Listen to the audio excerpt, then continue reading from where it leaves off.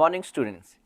Yes, हम आज chapter 3 का वन शॉट वीडियो स्टार्ट कर रहे हैं और होपफुली चैप्टर 1 एंड चैप्टर 2 की वन शॉट वीडियो आपने देख ली होगी, क्योंकि देन आपको चैप्टर 3 का वन शॉट वीडियो का कंसेप्ट क्लियर होगा। तो स्टार्ट करते हैं चैप्टर 3 और ये बहुत इंपॉर्टेंट चैप्टर है।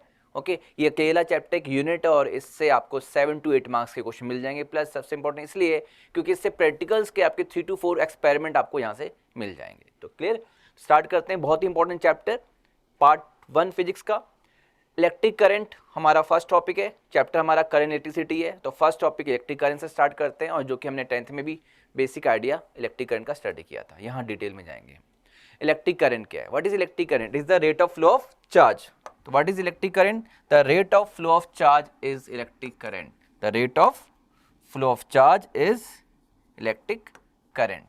यानी करंट जो I है that is equal to Q upon T, the rate of flow of electric charge. और अगर आपको एवरेज करंट निकालनी है तो total charge flow upon total time. और अगर आपको इंस्टेंटेनियस करंट निकालनी है I is equal to dq by dt use करेंगे।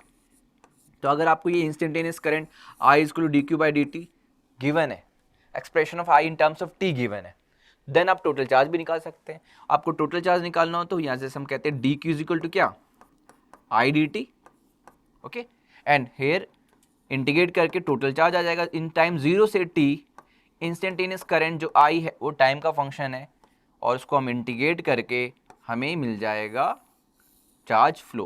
और total charge flow in the time, total time 0 से t से हमें एवरेज करंट मिल जाएगी। तो व्हाट इज करंट?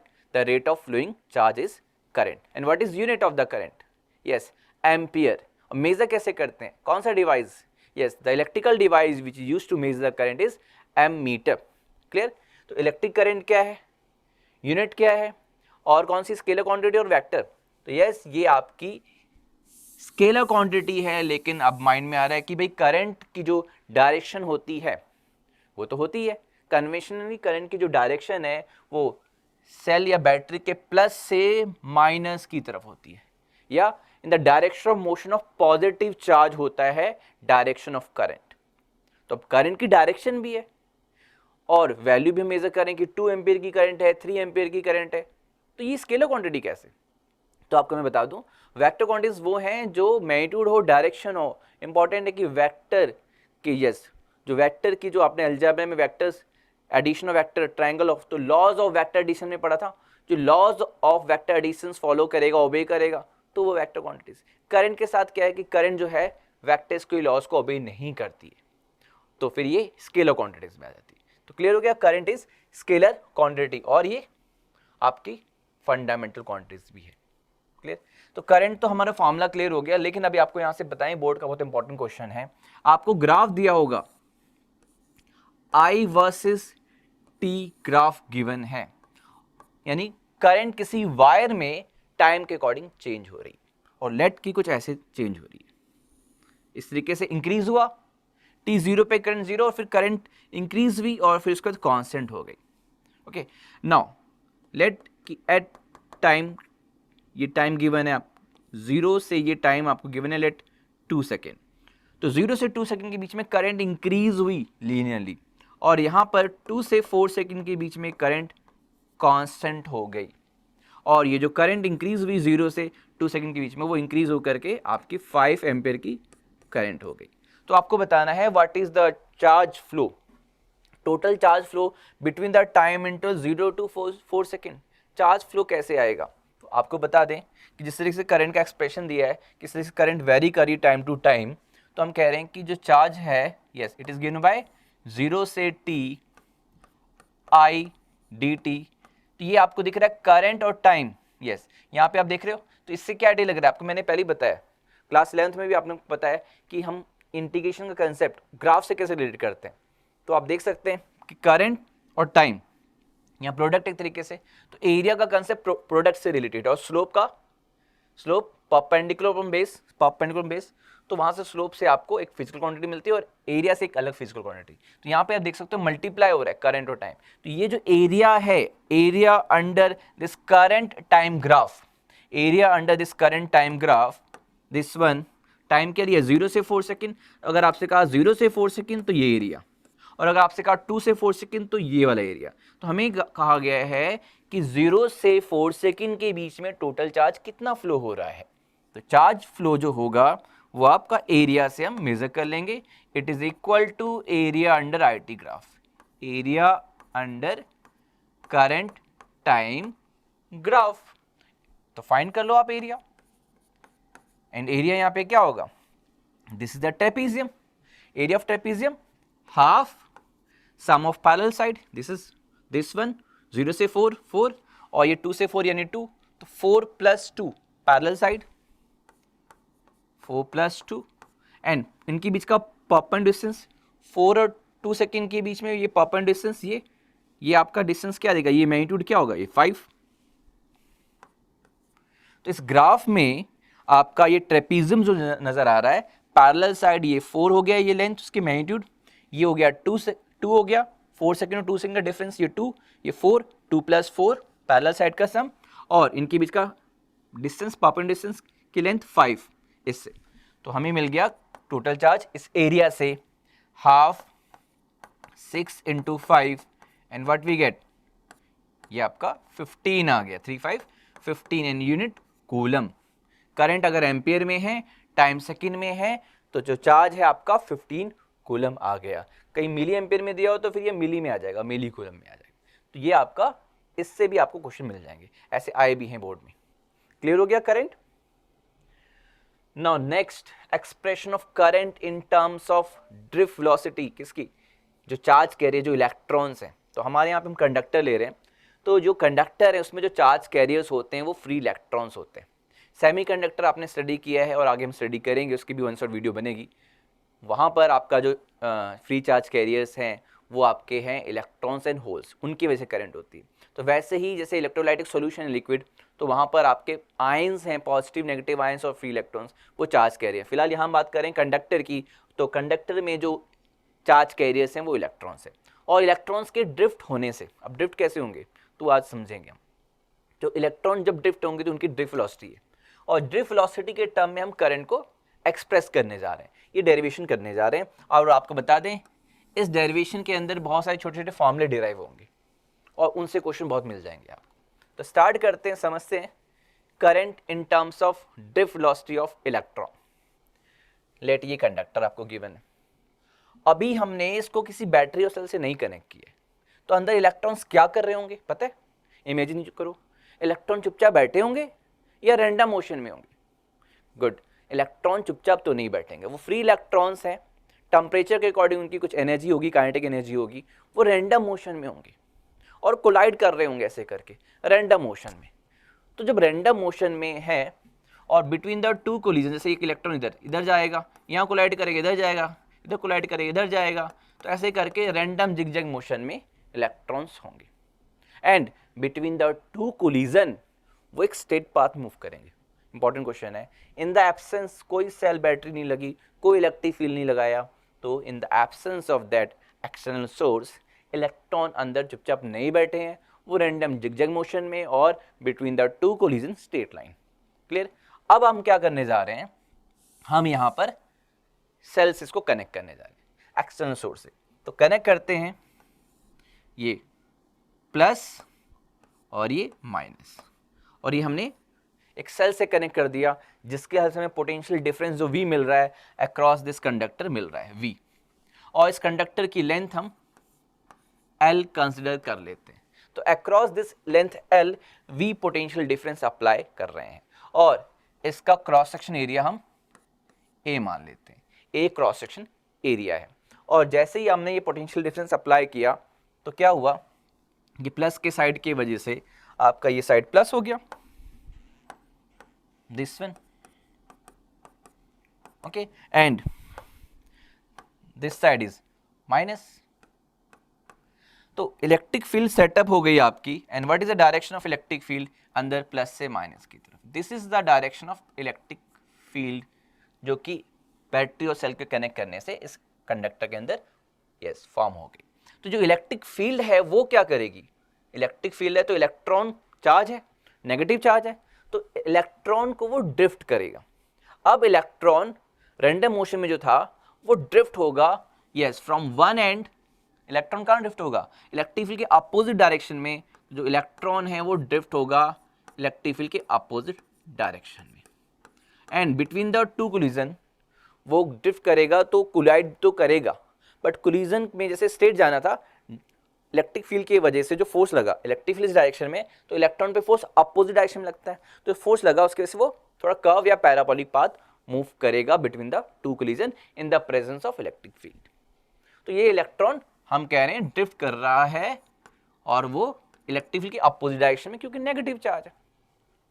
तो यस, क्योंकि फोर्स लगा उस पे इलेक्ट्रिक फील्ड के से। Now what is the force on an electron? तो yes, here the force on electron, force on an electron is, yes, F is equal to electron का charge E, electric field की value capital E, तो ये force का magnitude आ गया। और अगर मैं वेक्टर फॉर्म में लिखूं तो कैसे लिखूंगा, वेक्टर फॉर्म में F vector is equal to, तो जब वेक्टर फॉर्म में लिखूंगा तो चार्ज का with sign minus E capital E vector, तो ये हो गया वेक्टर फॉर्म में, ये उसका मैग्नीट्यूड है। तो फोर्स की वैल्यू ये है, और माइनस साइन जैसे यहाँ पे दिख रहा है कि इलेक्ट्रिक फील्ड अपोजिट डायरेक्शन पे फोर्स लगेगा। तो ये फिलहाल मैग्नीट्यूड ऑफ फोर्स आ गया, जो इलेक्ट्रॉन पे फोर्स लग रहा है, और इलेक्ट्रॉन इसी फोर्स की वजह से ड्रिफ्ट हो रहा है from one end to other end. और हमें पता है Newton second law of motion के according force F is equal to ma। yes, we know that according to second law of motion F is equal to ma। तो this implies ma is equal to small e into capital E, और यहाँ से हमें acceleration मिल जाएगा a is equal to small e capital E upon mass, और ये हमें एक्सेलरेशन मिल गया। हमें वेलोसिटी फाइंड करनी कि भाई ड्रिफ्ट वेलोसिटी क्या है, एवरेज वेलोसिटी क्या है। तो एवरेज वेलोसिटी हम फाइंड करेंगे इस फॉर्मूले से, v equal to u plus a t से फाइंड करेंगे, और u क्या है, इनिशियल, इलेक्ट्रिक फील्ड अप्लाई करने से पहले इनिशियल वेलोसिटी क्या थी, और जैसे इलेक्ट्रिक फील्ड अप्लाई की तो वेलोसिटी चेंज हुई एक्सेलरेट होने की वजह से। तो जो एवरेज वेलोसिटी है जो v, वो ड्रिफ्ट वेलोसिटी कहलाएगी। स्टडी करते हैं, इस फॉर्मूले को अप्लाई करते हैं, तो यहाँ पर ये जो formula v equal you plus a T है इसमें अप्लाई करते हैं। तो यहाँ पर जब एवरेज वैल्यू निकाल रहे हैं तो u की जो एवरेज वैल्यू है वो 0 होगी। क्यों होगी? क्योंकि रैंडम मोशन में इलेक्ट्रॉन है घूम फिर के, नेट डिस्प्लेसमेंट 0, तो एवरेज जो वेलोसिटी बिकॉज ऑफ द वो जो भी वेलोसिटी वो टेम्परेचर के वजह से थर्मल वेलोसिटी है, तो उसकी एवरेज वैल्यू 0 होगी, नेट डिस्प्लेसमेंट रैंडम मोशन में 0 मान करके। तो ये 0 हो गया, और इस वेलोसिटी जो यहाँ पर v है वो जो आएगी वो कहलाएगी ड्रिफ्ट वेलोसिटी।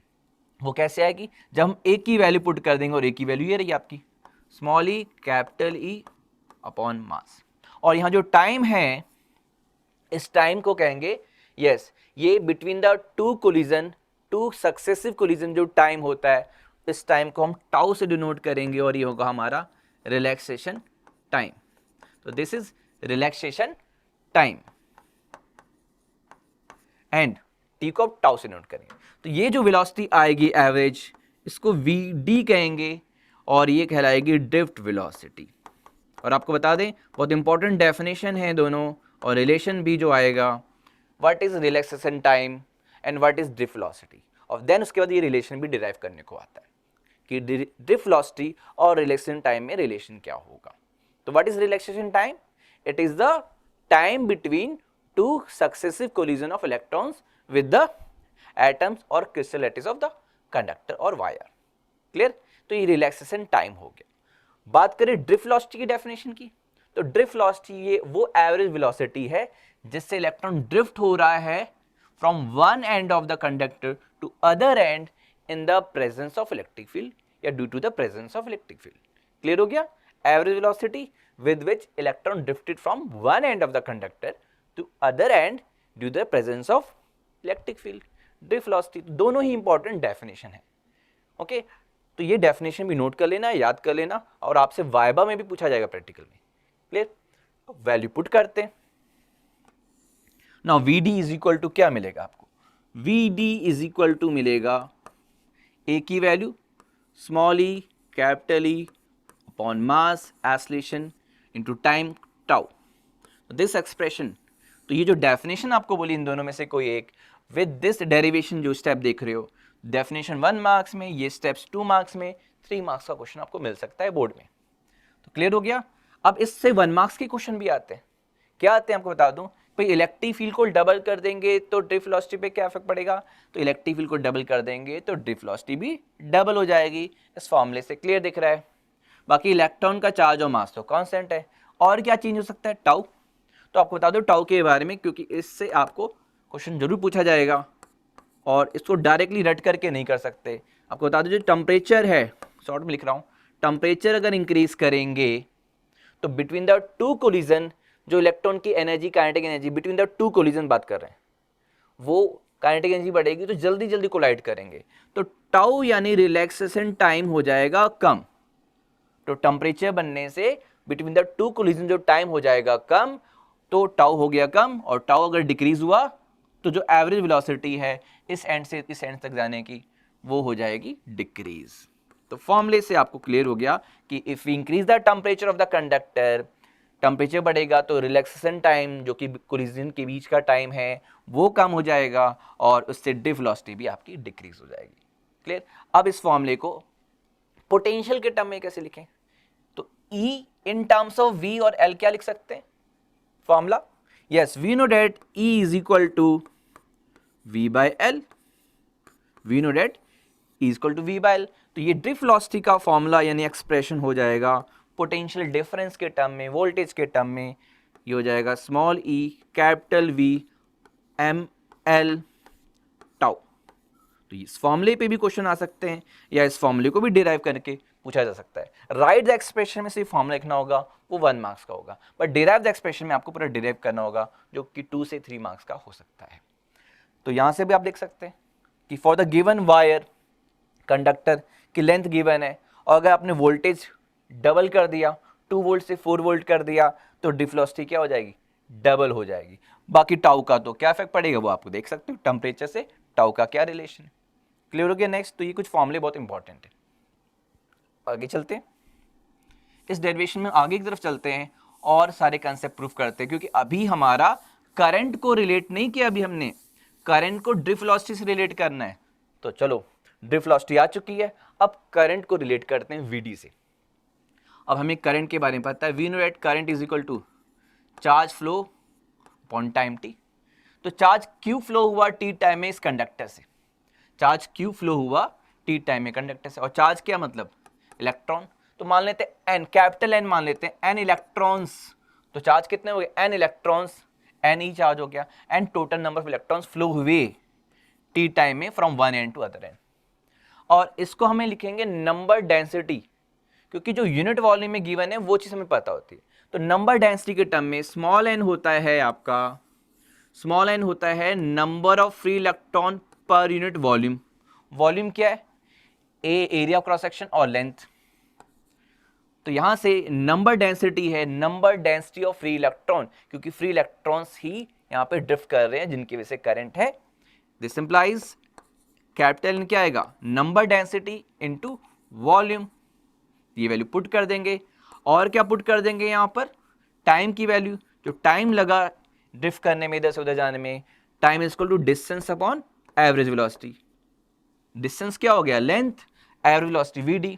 तो ये दोनों वैल्यू हम, ये और ये वैल्यू यहां पुट कर देंगे, तो देयरफॉर वी गेट आई, क्या मिलेगा, कैपिटल एन की जगह n small a l volume into e upon time की जगह लेंथ अपॉन ड्रिफ्ट वेलोसिटी।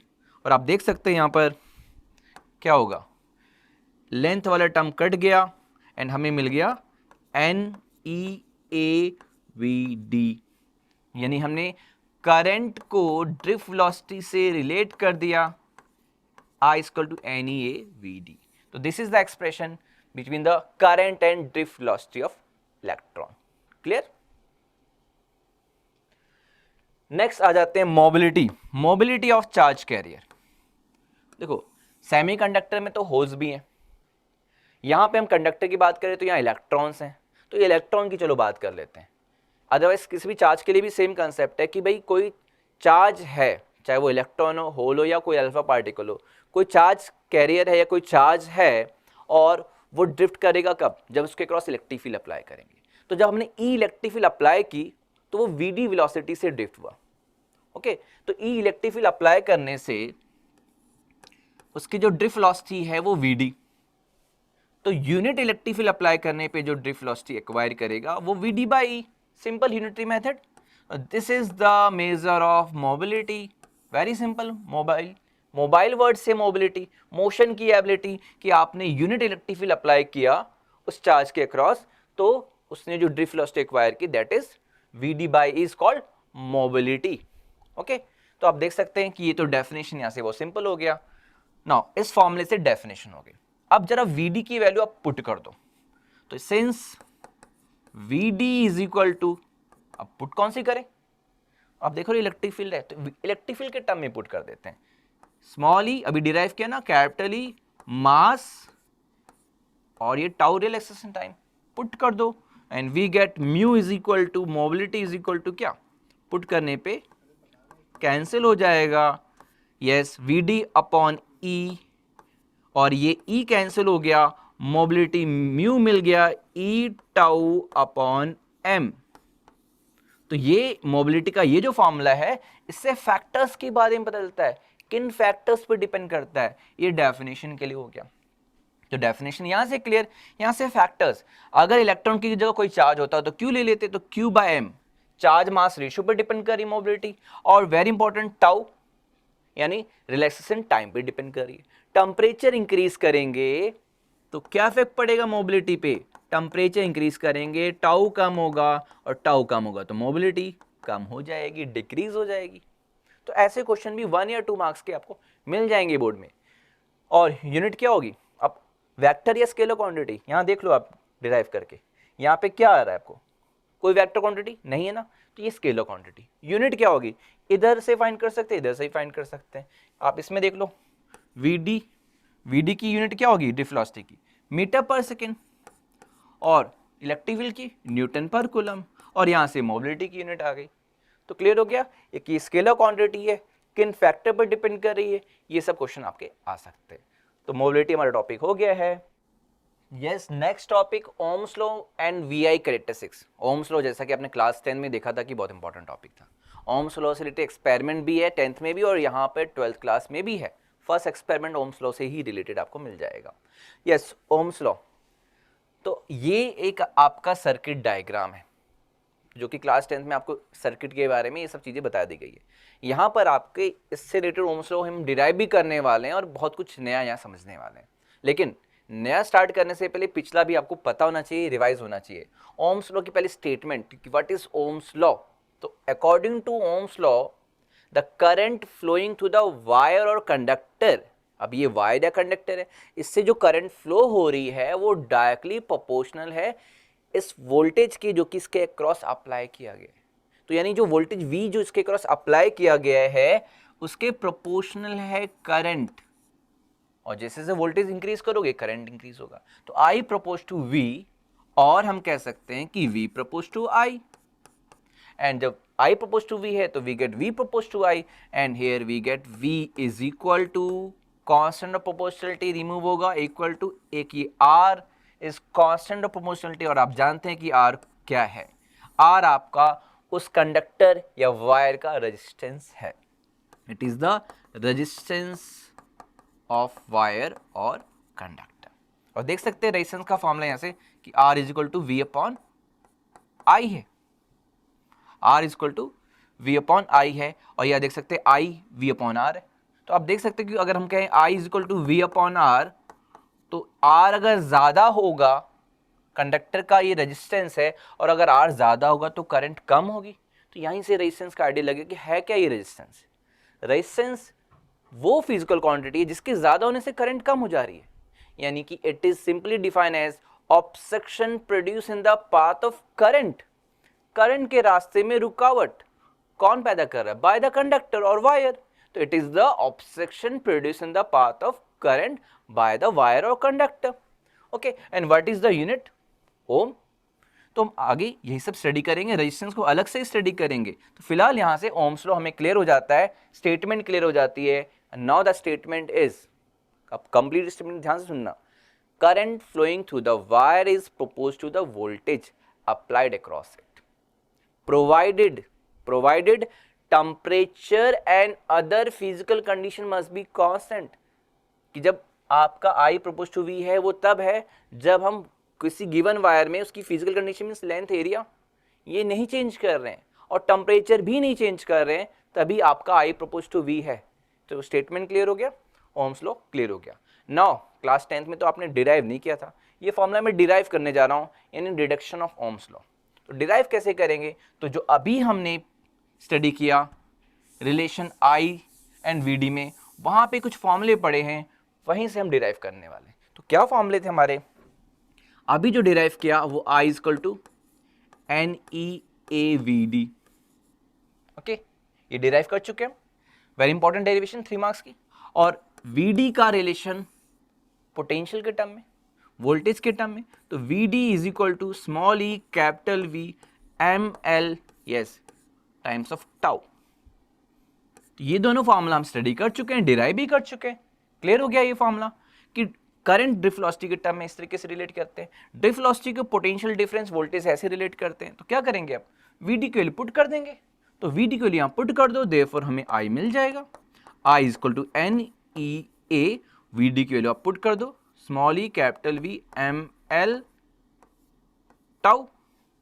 और यहाँ से जरा V को अलग करके देखते हैं और फिर देखते हैं V को जरा अलग कर दिया जाए और जो टर्म यहाँ मिलेंगे NE स्क्वायर हो गया, NE स्क्वायर हो गया, A हो गया, टाउ हो गया ऊपर न्यूमरेटर में, डिनोमिनेटर में ML।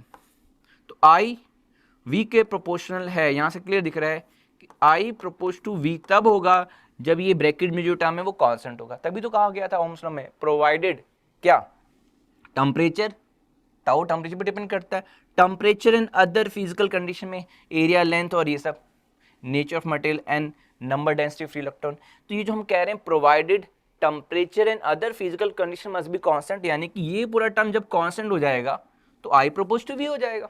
तो स्टेटमेंट क्लियर हो गया ओम्स लॉ का, जो हम रट रहे थे 10th क्लास में, अब हमें समझ आ चुका है। तो I प्रोपोज टू V यहाँ से मिल चुका है। तो फिर V प्रोपोज टू I, तो V को I के टर्म में कैसे लिखे, yes we can write V is equal to ML NE square tau A। तो जैसे I का एक्सप्रेशन है वैसे V का I के टर्म में ऐसे लिख सकते हैं, I is equal to then V is equal to ये, and V is equal to RI से रिलेट कर दो इसको। देखो ओम्स लॉ डिराइव कर चुके हैं हम, ओम्स लॉ डिराइव हो चुका है, और अब यहाँ से R का एक्सप्रेशन आने वाला है, रेजिस्टेंस का एक्सप्रेशन आने वाला है, वो एक्सप्रेशन जो कि आपने 10th में नहीं पढ़ा था। ओके, तो R का जो एक्सप्रेशन यहाँ से कंपेयर करके आ रहा है वो आ रहा है, on comparison we get R यानी resistance of wire ML NE square tau A, and this is the expression of resistance. हमने ओम्स लॉ डिराइव भी कर लिया और हमने रेजिस्टेंस का एक्सप्रेशन भी फाइंड कर लिया। देखो ध्यान से आप, रेजिस्टेंस का एक्सप्रेशन, और ये एक्सप्रेशन आपको बता देगा कि किन फैक्टर्स पे रेजिस्टेंस डिपेंड करता है। क्लियर हो गया, तो ये R का एक्सप्रेशन हो गया। अब आगे चलते हैं, जरा हम VI कैरेक्टरिस्टिक्स के बारे में स्टडी करते हैं। तो जैसा हम देख सकते हैं कि R, जैसा कि V इक्वल टू RI से, तो R जो है V अपॉन I, क्लियर। तो अगर VI ग्राफ प्लॉट करें एट कॉन्स्टेंट टेम्परेचर, तो ग्राफ कैसे आएगा at constant temperature and physical condition. तो इस फॉर्मूले से ग्राफ प्लॉट कर लेते हैं, बाकी R का जो कंसेप्ट है रेजिस्टेंस का और डिटेल में थोड़ा अलग से स्टडी करेंगे। फिलहाल अभी यहाँ पे ओम्स लॉ समझने के बाद, R का एक्सप्रेशन फाइंड करने के बाद हम VI कैरेक्टरिस्टिक स्टडी कर रहे हैं, जो कि हमें एक्सपेरिमेंटली करना भी है प्रैक्टिकल में। यस, जैसे कि आप देख सकते हैं कि सामने आपके सर्किट डायग्राम है, और जब सर्किट डायग्राम से V और I आप फाइंड करेंगे और वहां से R ग्राफिकली प्लॉट करके R फाइंड करेंगे, तो कैसे करना है वो हमें समझना है। तो ये एक सर्किट डायग्राम है जो आपको याद होना चाहिए, प्रैक्टिकली आपको ये सर्किट ड्रॉ भी करना होता है। तो ये ओम्स लॉ का सर्किट डायग्राम है। कैसे ड्रॉ करते हैं, स्टार्टिंग में ड्रॉ कैसे करते हैं ध्यान रखना, स्टार्ट यहाँ से करते हैं बैटरी और सेल से। तो आपके लैब में बैटरी एलिमिनेटर होगा, तो ये बैटरी एलिमिनेटर है, प्लस और माइनस। फिर कॉपर वायर होगा, थिक कॉपर वायर, उस पर थ्रेडिंग होती है वाइट रंग की। तो थिक कॉपर वायर का प्लस से कनेक्ट करेंगे एक एंड, और दूसरा एंड एमीटर के प्लस से। दिस इज द एमीटर, क्यों लगा हुआ है, करंट मेजर करने के लिए। तो यहाँ से I की वैल्यू मिलेगी। तो connecting wire copper wire battery emitter के प्लस से कनेक्ट करेंगे एमीटर के प्लस को, और एमीटर के माइनस को कनेक्ट करेंगे वोल्ट मीटर के प्लस से, और वोल्ट मीटर का माइनस आगे रियोस्टेट में जाएगा, लेकिन वोल्ट मीटर के अक्रॉस लगेगा रेजिस्टेंस, क्योंकि वोल्ट मीटर पैरेलल में कनेक्ट होता है। आप ये वोल्ट मीटर लगा दिए और रेजिस्टेंस नहीं लगाया तो ये गलत हो जाएगा, सीरीज में हो जाएगा V, और फिर आप करंट क्या होगा, क्योंकि वोल्ट मीटर का रेजिस्टेंस बहुत हाई होता है तो करंट तो बहुत स्मॉल हो जाएगी। तो ये वोल्ट मीटर पैरेलल में लगता है, तो वोल्ट मीटर माइनस से वोल्ट मीटर प्लस तो लगा दिया, माइनस से रियोस्टेट लगा दिया और गलती से रेजिस्टेंस वायर लगाना भूल गए तो जो रेजिस्टेंस वायर दिया जाएगा आपको लैब में कि भाई इसका रेजिस्टेंस निकालना है, वो वोल्ट मीटर के अक्रॉस यानी एक एंड प्लस से दूसरा एंड माइनस से ज्वाइन कर देंगे, और ये वोल्ट मीटर का माइनस रियोस्टेट के एक एंड से और रियोस्टेट का दूसरा एंड कनेक्ट हो जाएगा। की वहाँ पे जरूरत नहीं, क्योंकि बैटरी मीटर में की होता है, तो रियोस्टेट का वन एंड माइनस से बैटरी मीटर के कनेक्ट हो जाएगा। क्लियर? अब रियोस्टेट कैसा होता है, देखो रियोस्टेट अगर आप लैब में देखें तो जो ऊपर मूवेबल पार्ट होता है वो पार्ट है, उससे कनेक्ट करना है इसको, और नीचे दो पॉइंट है, दो एंड जिसे कनेक्ट करना है, दोनों से नहीं कनेक्ट कर देना है, किसी एक से नीचे कनेक्ट करना और ऊपर मूवेबल पार्ट से कनेक्ट करना है। ये सर्किट डायग्राम हो गया। रियोस्टेट से ही हमें करंट और वोल्टेज वेरी करना है, बैटरी मीटर से नहीं वोल्टेज वेरी करना है। रियोस्टेट से आप बहुत स्मॉल चेंज कर सकते हैं। तो रियोस्टेट को जब मूव करेंगे ऊपर वाला पार्ट तो V और I रीडिंग आपको मिलेगी, यहाँ से V मिलेगा, यहाँ से I मिलेगा, और आप जब ग्राफ प्लॉट करेंगे तो आपको VI कैरेक्टरिस्टिक्स मिलेगी। और कैसा होगा VI ग्राफ, कि हम जानते हैं V इक्वल टू RI फॉर्मूले से, equation of straight line Y equal to mx, Y axis के लॉन्ग V है, X एक्सिस के लॉन्ग करंट है, तो M यानी स्लोप क्या देगा, रेजिस्टेंस देगा।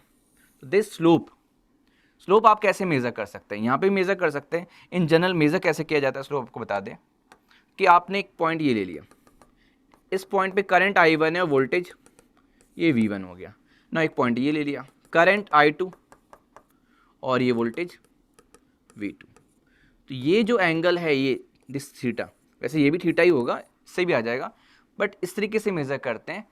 थीटा यानी कि M tan थीटा होता है, और यहाँ से delta V perpendicular upon base यानी डेल्टा I, तो delta V upon delta I, delta V means V2 minus V1 और delta I means I2 minus I1। तो ये VI कैरेक्टरिस्टिक्स है, जहाँ पे स्लोप क्या देगा, स्लोप आपको रेजिस्टेंस देगा। और अगर उल्टा कर दिया IV कैरेक्टरिस्टिक्स और ये I और ये V कर दें तो ध्यान रखना कंफ्यूज करने के लिए किया गया है, I अपॉन V फिर हो जाएगा रेसिप्रोकल रेजिस्टेंस। तो ये चीज़ ध्यान रखना है कि VI ग्राफ है ना, V अपॉन I, तो वहाँ से स्लोप जितना ज़्यादा होगा, थीटा अगर ज़्यादा होगा तो रेजिस्टेंस ज़्यादा होगा। तो क्लियर हो गया VI characteristics. Now next, resistance and conductance of conductor. Next topic बात है रेजिस्टेंस एंड कंडक्टेंस। तो अभी हमने स्टडी किया रेजिस्टेंस क्या है, R equal to V upon I, यानी कि अगर हम यहाँ से I देखें तो I होगा V अपॉन R, यानी कि resistance is the obstruction produce in the path of current. Resistance ज़्यादा होगा, करंट कम होगी, ठीक है, जिस वायर का रेजिस्टेंस ज़्यादा उसमें कम करंट जाएगी for the given voltage. Now R का दूसरा फॉर्मूला जो हमने स्टडी किया, डिराइव किया था, वो MLNE स्क्वायर टाउ A, ये फॉर्मूला हमने स्टडी किया था। तो नाउ इस फॉर्मूले से आपको आइडिया लगेगा कि रेजिस्टेंस किन फैक्टर्स पे डिपेंड करता है। तो आप देख सकते हो यहाँ पर M मास ऑफ इलेक्ट्रॉन है, E स्क्वायर में ये इलेक्ट्रॉन का चार्ज है, ये तो किसी भी वायर में सेम है, सेम इलेक्ट्रॉन्स का चार्ज होता है, ऐसा तो नहीं कॉपर में अलग होगा इलेक्ट्रॉन का चार्ज, एल्यूमिनियम में अलग होगा, नहीं सेम होगा। तो M और E यहाँ पे दो टर्म है जो कभी नहीं चेंज होंगे, कॉपर वायर और एल्यूमिनियम वायर में सेम होगा। तो यहाँ पे बचे 4 terms, length, area cross section, tau और N। तो यहाँ से फैक्टर्स का पता चलता है, ठीक है। तो factors on which R depend, factors, तो फैक्टर्स क्या है, first one R propose to length, second one R inversely propose to cross section area. तो लेंथ ज़्यादा होगा तो रेजिस्टेंस ज़्यादा होगा, एरिया क्रॉस सेक्शन ज़्यादा होगा तो रेजिस्टेंस कम होगा। इसलिए कनेक्टिंग वायर जो हमने यूज़ किया Ohm's law circuit diagram join करने में, कनेक्टिंग वायर थिक होता है क्योंकि एरिया ज़्यादा मीन्स रेजिस्टेंस कम होगा। And third factor, third one R N के इनवर्सली, N मतलब क्या, N number density of electron, यानी यहाँ पे हमने 10th में क्या पढ़ा था, नेचर मटेरियल, बस इतना पढ़ लिया था। लेकिन यहाँ पे आपको क्लियर होता है कि नेचर मटेरियल से मतलब क्या, कि जो N होता है वो सिल्वर का ज़्यादा होता है कॉपर से, और कॉपर का ज़्यादा होता है एल्यूमिनियम से। पहले एल्यूमिनियम की वायर यूज़ करते थे कनेक्टिंग वायर, अब कॉपर की यूज़ करते हैं। सिल्वर नहीं कर पाते, अदरवाइज सिल्वर ही करते हैं, सिल्वर कॉस्टली होता है। तो यानी कि N डिफरेंट होता है, तो क्योंकि N जिसका ज़्यादा होगा रेजिस्टेंस कम होगा, यानी कि बेस्ट है भाई सिल्वर वायर यूज़ कर लो कनेक्शन के लिए। लेकिन कॉस्टली तो सिल्वर यूज़ नहीं करते, हम घरों में कनेक्शन के लिए क्या यूज़ करते हैं, कॉपर वायर यूज़ करते हैं। तो क्लियर हो गया, नेचर ऑफ मटेरियल पे डिपेंड करता है। And the fourth one, R tau के इनवर्सली, इसको तो अलग से ही स्टडी करेंगे। क्या है टाउ के इनवर्सली, मतलब टेम्परेचर बढ़ेगा टाउ कम होगा, और अगर टाउ कम होगा तो रेजिस्टेंस बढ़ेगा। यानी टेम्परेचर बढ़ने से रेजिस्टेंस ऑफ कंडक्टर बढ़ता है, क्योंकि टेम्परेचर बढ़ने से टाउ कम हो जाता है। टाउ कम होगा तो tau decreases, denominator term decrease, resistance increase करेगा। तो ये हो गया रेजिस्टेंस के फैक्टर्स। बात करें कंडक्टेंस की, किसी वायर का अगर रेजिस्टेंस ज्यादा है तो कंडक्टेंस कम होगा। तो जो कंडक्टेंस होता है जी, वो रेसिप्रोकल ऑफ रेजिस्टेंस होता है। ओके, तो रेजिस्टेंस ज्यादा, कंडक्टेंस कम।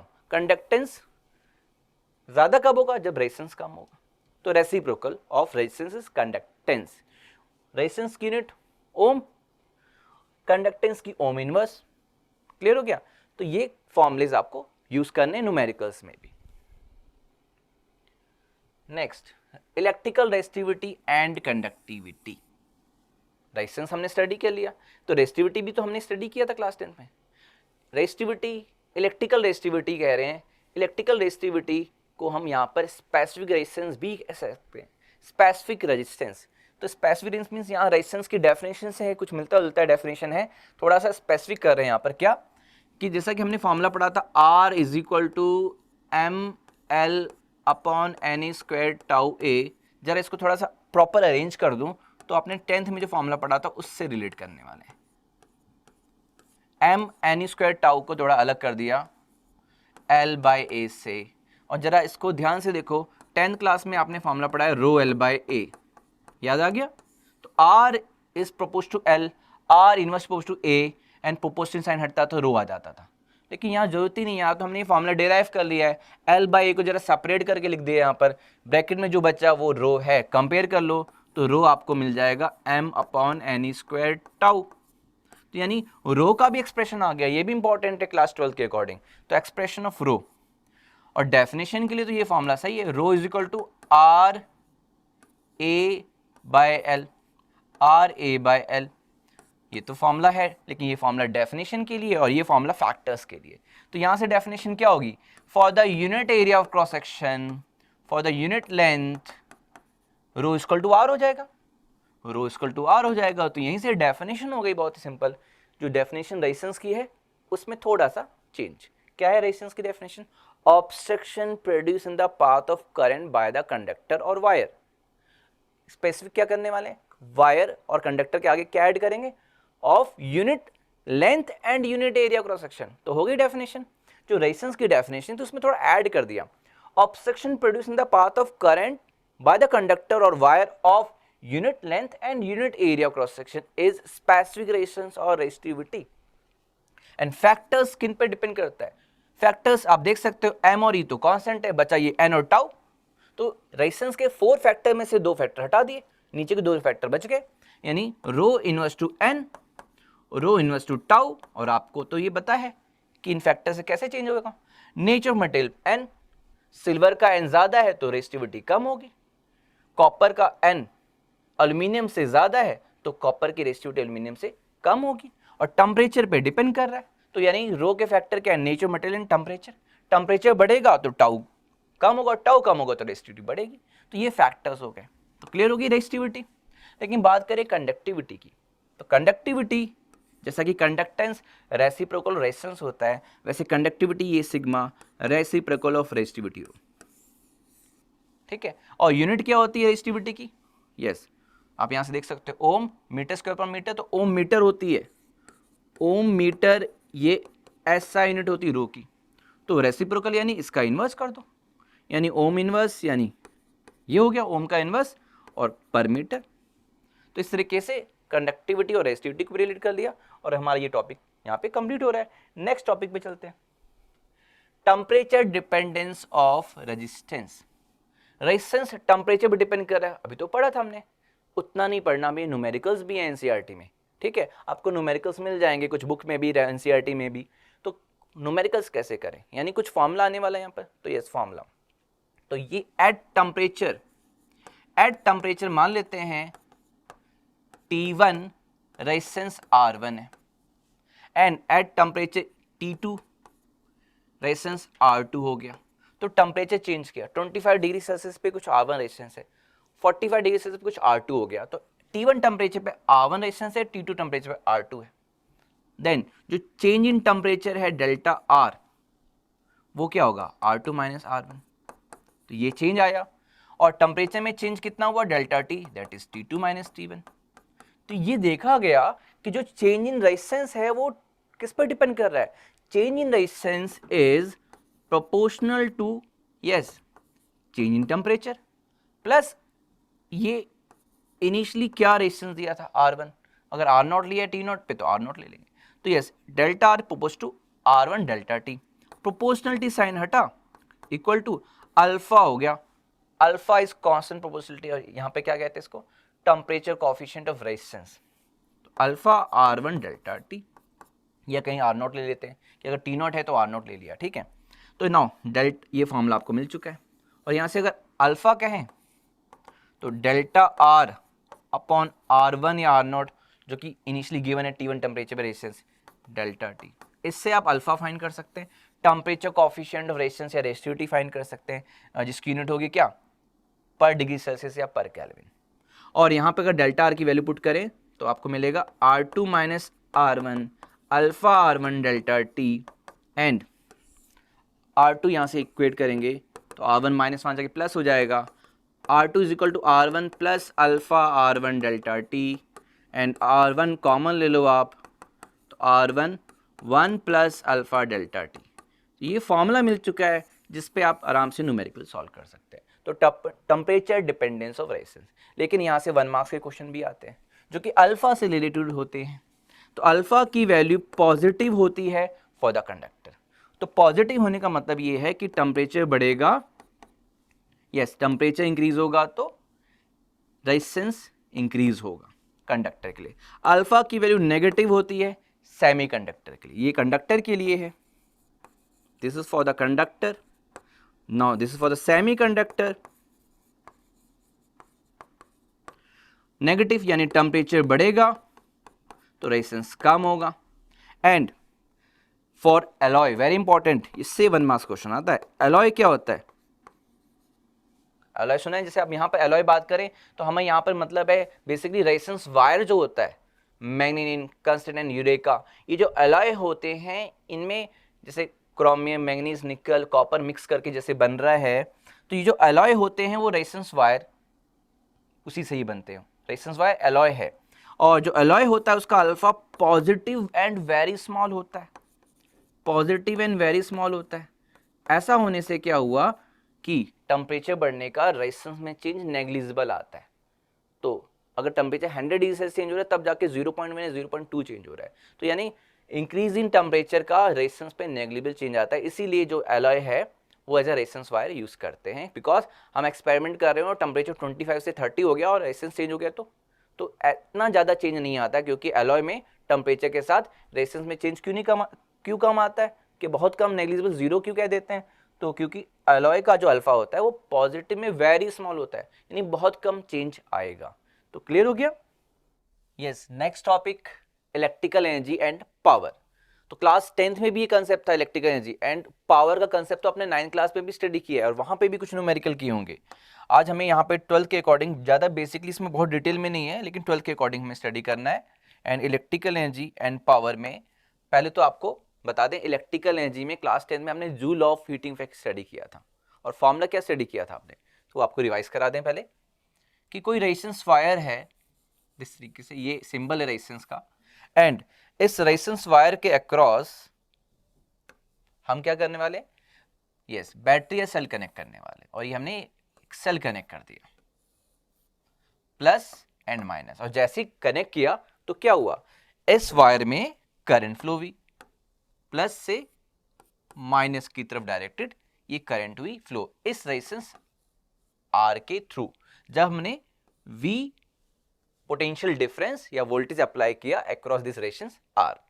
तो जो वोल्टेज अप्लाई किया तो करंट फ्लो हुई, तो यहां पे कहेंगे चार्ज फ्लो हुआ ना, चार्ज हम कहते हैं प्लस क्यू चार्ज इधर फ्लो हुआ इस तरीके से, पॉजिटिव चार्ज की डायरेक्शन में करंट की डायरेक्शन होती है। लेकिन जो इलेक्ट्रॉन्स हैं वो ऐसे मूव करते हैं इस तरीके से, इलेक्ट्रॉन्स तो ऐसे मूव करते हैं। तो हम कहते हैं कि भी वर्क डन वाला कंसेप्ट, कि वर्क डन का जो फॉर्मूला होता है चार्ज को मूव करने के लिए पोटेंशियल डिफरेंस V या वोल्टेज के अकॉर्डिंग, तो वर्क डन इक्वल टू क्या होता है, W equal to Q V होता है। तो इसी फॉर्मूले से हम वो डिराइव करने वाले जूल्स लॉ ऑफ हीटिंग वाला फॉर्मूला। तो work done equal to Q V, yes Q charge को इधर से प्लस से माइनस पॉजिटिव चार्ज को इधर से इधर मूव करें पोटेंशियल डिफरेंस V के अकॉर्डिंग, तो work done W equal to Q V। Now V क्या होता है या Q क्या होता है, तो Q का जो फॉर्मूला है आपको पता है IT, yes since Q is equal to IT put कर देते हैं, तो देयरफॉर वर्क डन जो आपको मिला VIT मिला, this work done is equal to VIT। और अगर हम V की वैल्यू यस ओम्स लॉ के अकॉर्डिंग IR पुट कर दें, तो therefore we get work done equal to I square हो जाएगा RT। तो नेक्स्ट फॉर्मूला वर्क डन का ये मिला। और अगर हम I की जगह V अपॉन R रख देते हैं, यानी अगर हम यहाँ पे पुट कर देते हैं I की जगह V अपॉन R, तो जो वर्क डन का फॉर्मूला मिलेगा वो आपको V स्क्वायर अपॉन RT मिलेगा। तो देख सकते हो आप वर्क डन के फॉर्मूले, this one VIT I square RT V square upon R into T। तो जूल्स लॉ ऑफ हीटिंग के अकॉर्डिंग जैसे ये वर्क डन है, हम कह रहे हैं हीट एनर्जी की फॉर्म में ये यूटिलाइज हुआ है, तो हीट जो डेवलप हुई अक्रॉस द रेजिस्टेंस R, तो yes work done measure in terms of heat energy, तो ये फॉर्मूला हो जाएगा H का yes I square RT V square upon RT and VIT। This is the yes work done या heat energy का आपको formula मिल चुका है। क्या मिला, I square RT V square upon R into T VIT। तो ये हमारा वर्क डन या हीट एनर्जी का फॉर्मूला मिल गया। Now power, what is power, power is the rate of doing work. तो हमें ये जो वर्क का फॉर्मूला मिला वहां पुट कर देंगे। व्हाट इज पावर, तो power is the rate of doing work, work upon time या heat energy developed per unit time, और जिसको आगे एनर्जी पर यूनिट टाइम भी कह सकते हैं, कि इलेक्ट्रिकल एनर्जी ई कंज्यूम पर यूनिट टाइम से मेजर कर सकते हैं। तो क्योंकि वर्क डन एच के टर्म में हमने फॉर्मूला स्टडी किया हुआ है, तो वैल्यू पुट करते हैं। यस जब हम वर्क डन यानी हीट एनर्जी का जो फॉर्मूला पुट करें VIT, तो इसके अकॉर्डिंग जो पावर मिलेगा क्या मिलेगा, VIT upon T, T cancel, power का फॉर्मूला VI मिला। तो ये फॉर्मूला भी यूज होगा न्यूमेरिकल्स में, power P is equal to VI। और अगर हमने H की जगह V square upon R into T रखा, तो ये टाइम वाला T, उसमें जो T है H वाले फॉर्मूले में या वर्क डन वाले में वो T कैंसिल कर रहा है, तो सीधे सीधे आपको जैसे P इक्वल VI मिला, V की जगह IR रखेंगे तो I स्क्वायर R मिलेगा, और I की जगह V अपॉन R रखेंगे तो V स्क्वायर अपॉन R मिलेगा। तो ये पावर का फॉर्मूला मिल चुका है। तो ये पावर है एंड हीट एनर्जी का फॉर्मूला आपको क्लियर है। अब इलेक्ट्रिकल एनर्जी कंज्यूम कैसे होती है, यस हम हमारे घरों में जो इलेक्ट्रिसिटी बिल आता है उसका पेमेंट करते हैं, हम पेमेंट करते हैं, तो वो कैसे करते हैं, तो what is commercial unit of electrical energy, ऐसा यूनिट तो जूल होती है। What is commercial unit of electrical energy, आप यहां से देखें इलेक्ट्रिकल एनर्जी का फॉर्मूला क्या है, E is equal to power into time, power into time, this is the electrical energy, power into time. तो पावर अगर आपको गिवन है, किसी का पावर P गिवन है, लाइक कि मैंने कहा कि एक बल्ब है 100 वॉट का, तो ये 100 वॉट का है, मतलब वो 100 वॉट पावर कंज्यूम कर रहा है इन 1 आवर, और मैंने उसको एक दिन में 10 आवर के लिए ऑन किया, तो पर डे जो कंज्यूम करेगा, टाइम दिया मैंने 10 आवर, तो जो बल्ब की बात कर रहा हूं वो 100 वॉट का बल्ब है, और पावर जो 100 वॉट का जो कंज्यूम हो रहा है वो जो मेंशन होता है वो पर आवर के हिसाब से होता है, तो यानी 100 वॉट पर आवर के हिसाब से, तो टाइम 10 आवर के लिए मैंने इसको स्विच ऑन किया, तो जो उसने एनर्जी कंज्यूम की वो क्या होगा, पावर इनटू टाइम, वो आएगा 1000 वॉट आवर। अब 1000 मींस 1 किलो, तो ये आ गया 1 किलो वॉट आवर, यानी कि 100 वॉट का जो बल्ब है, जो इलेक्ट्रिकल अप्लायंस है, वो 10 आवर के लिए जब मैंने ऑन किया तो 1 किलोवाट का पावर वो कंज्यूम कर रहा है, यानी एनर्जी कंज्यूम कर रहा है। 1 किलोवाट आवर की वो एनर्जी कंज्यूम कर रहा है, तो उसके लिए कितना पेमेंट करना पड़ेगा? तो what is commercial unit? Kilowatt hour is the commercial unit, जबकि एसआई यूनिट आपको पता है जूल होता है, joule is the SI unit and commercial unit तो kilowatt hour. What is relation between commercial unit and SI unit? तो 1 kilowatt hour, yes ये already 9th class में भी था, 10th में भी था, 11th में भी आपने स्टडी किया होगा, याद है आपको? 1 किलोवाट कैसे निकालते हैं? 1 kilowatt means 1000 watt into 1 hour लिख सकते हैं।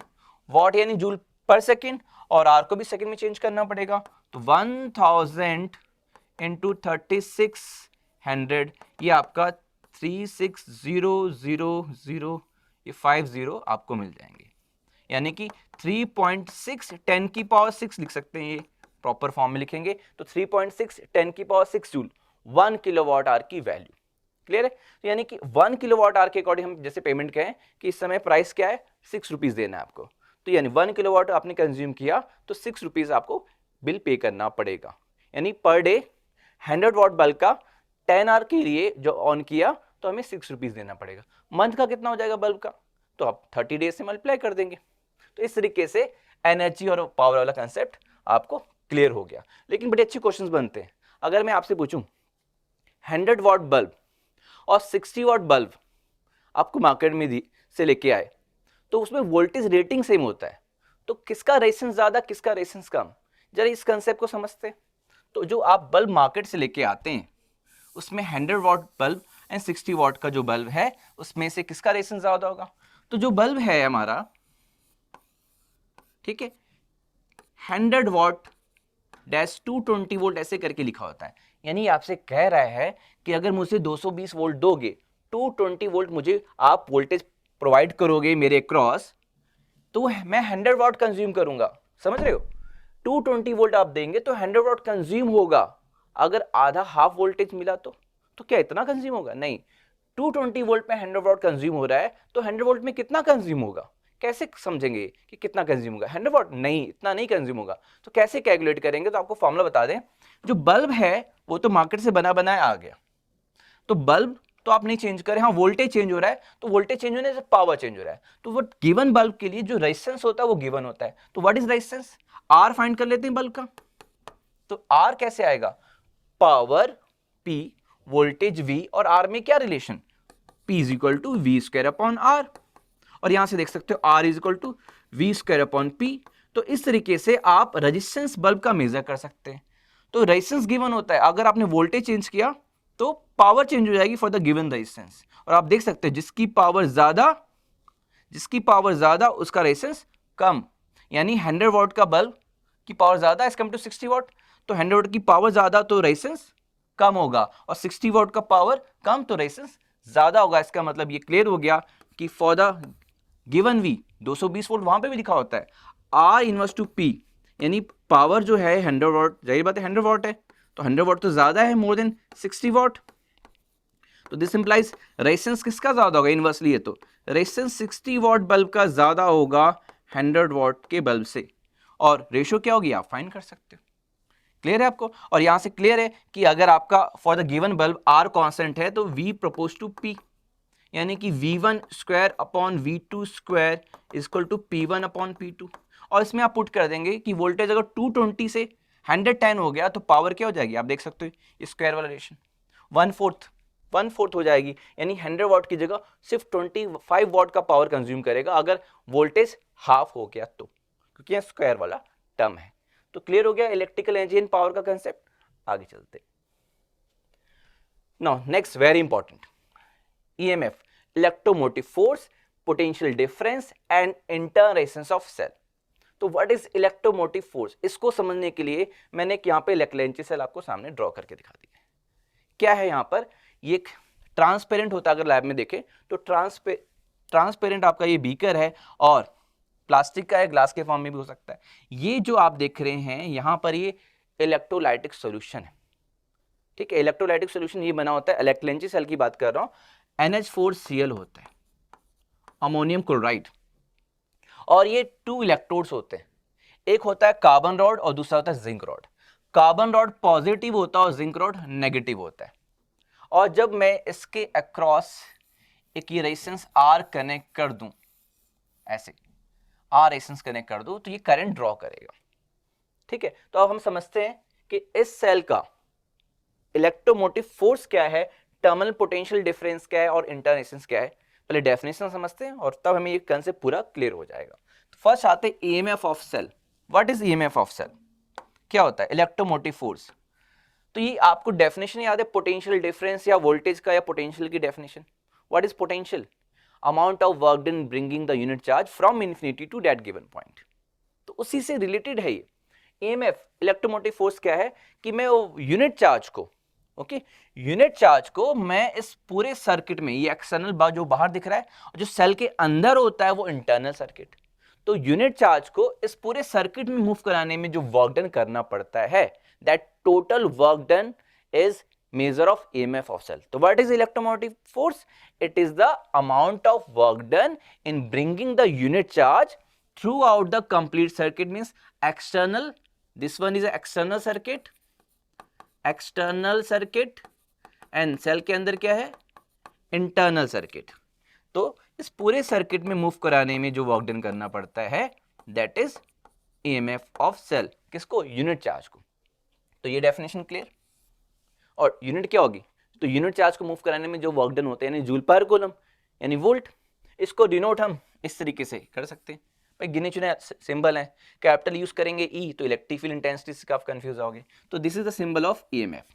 यूनिट जूल पर कूलम और वोल्ट होगी। बात करते हैं पोटेंशियल डिफरेंस या टर्मिनल पोटेंशियल डिफरेंस की। डेफिनेशन क्या है? टर्मिनल्स यहां पर क्या है? Positive terminal, negative terminal. तो यूनिट चार्ज को, पोटेंशियल डिफरेंस की डेफिनेशन वही है, यूनिट चार्ज को यस इस एक्सटर्नल सर्किट में मूव कराने में between the two terminals of cell जो वर्क डन करना पड़ा दैट इज पोटेंशियल डिफरेंस। तो क्लियर हो गया? Amount of work done in bringing unit charge in the external circuit between the two terminals, एक पॉजिटिव और दूसरा नेगेटिव। तो इसकी यूनिट भी क्या होगी? सेम, जूल पर कूलम यानी वोल्ट। तो टर्मिनल पोटेंशियल डिफरेंस क्लियर हो गया।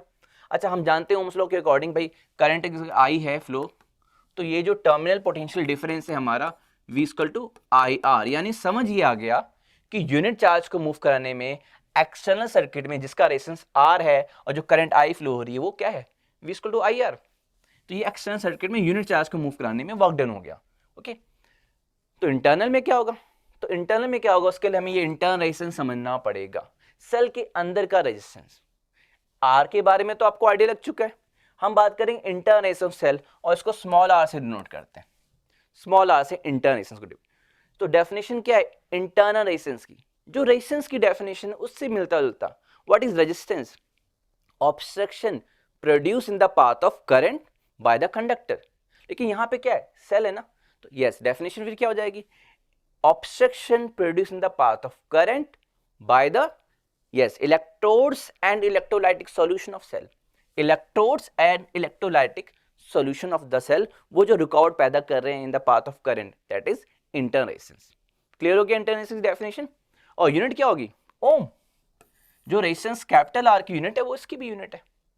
अब बात करते हैं फैक्टर्स की, किन फैक्टर्स पे डिपेंड करता है ये जो इंटरनल रेजिस्टेंस, किन फैक्टर पे डिपेंड करता है? तो आपको याद होगा अगर बात करें फैक्टर्स की, तो जो फैक्टर्स कैपिटल आर के उनसे मिलता जुलता।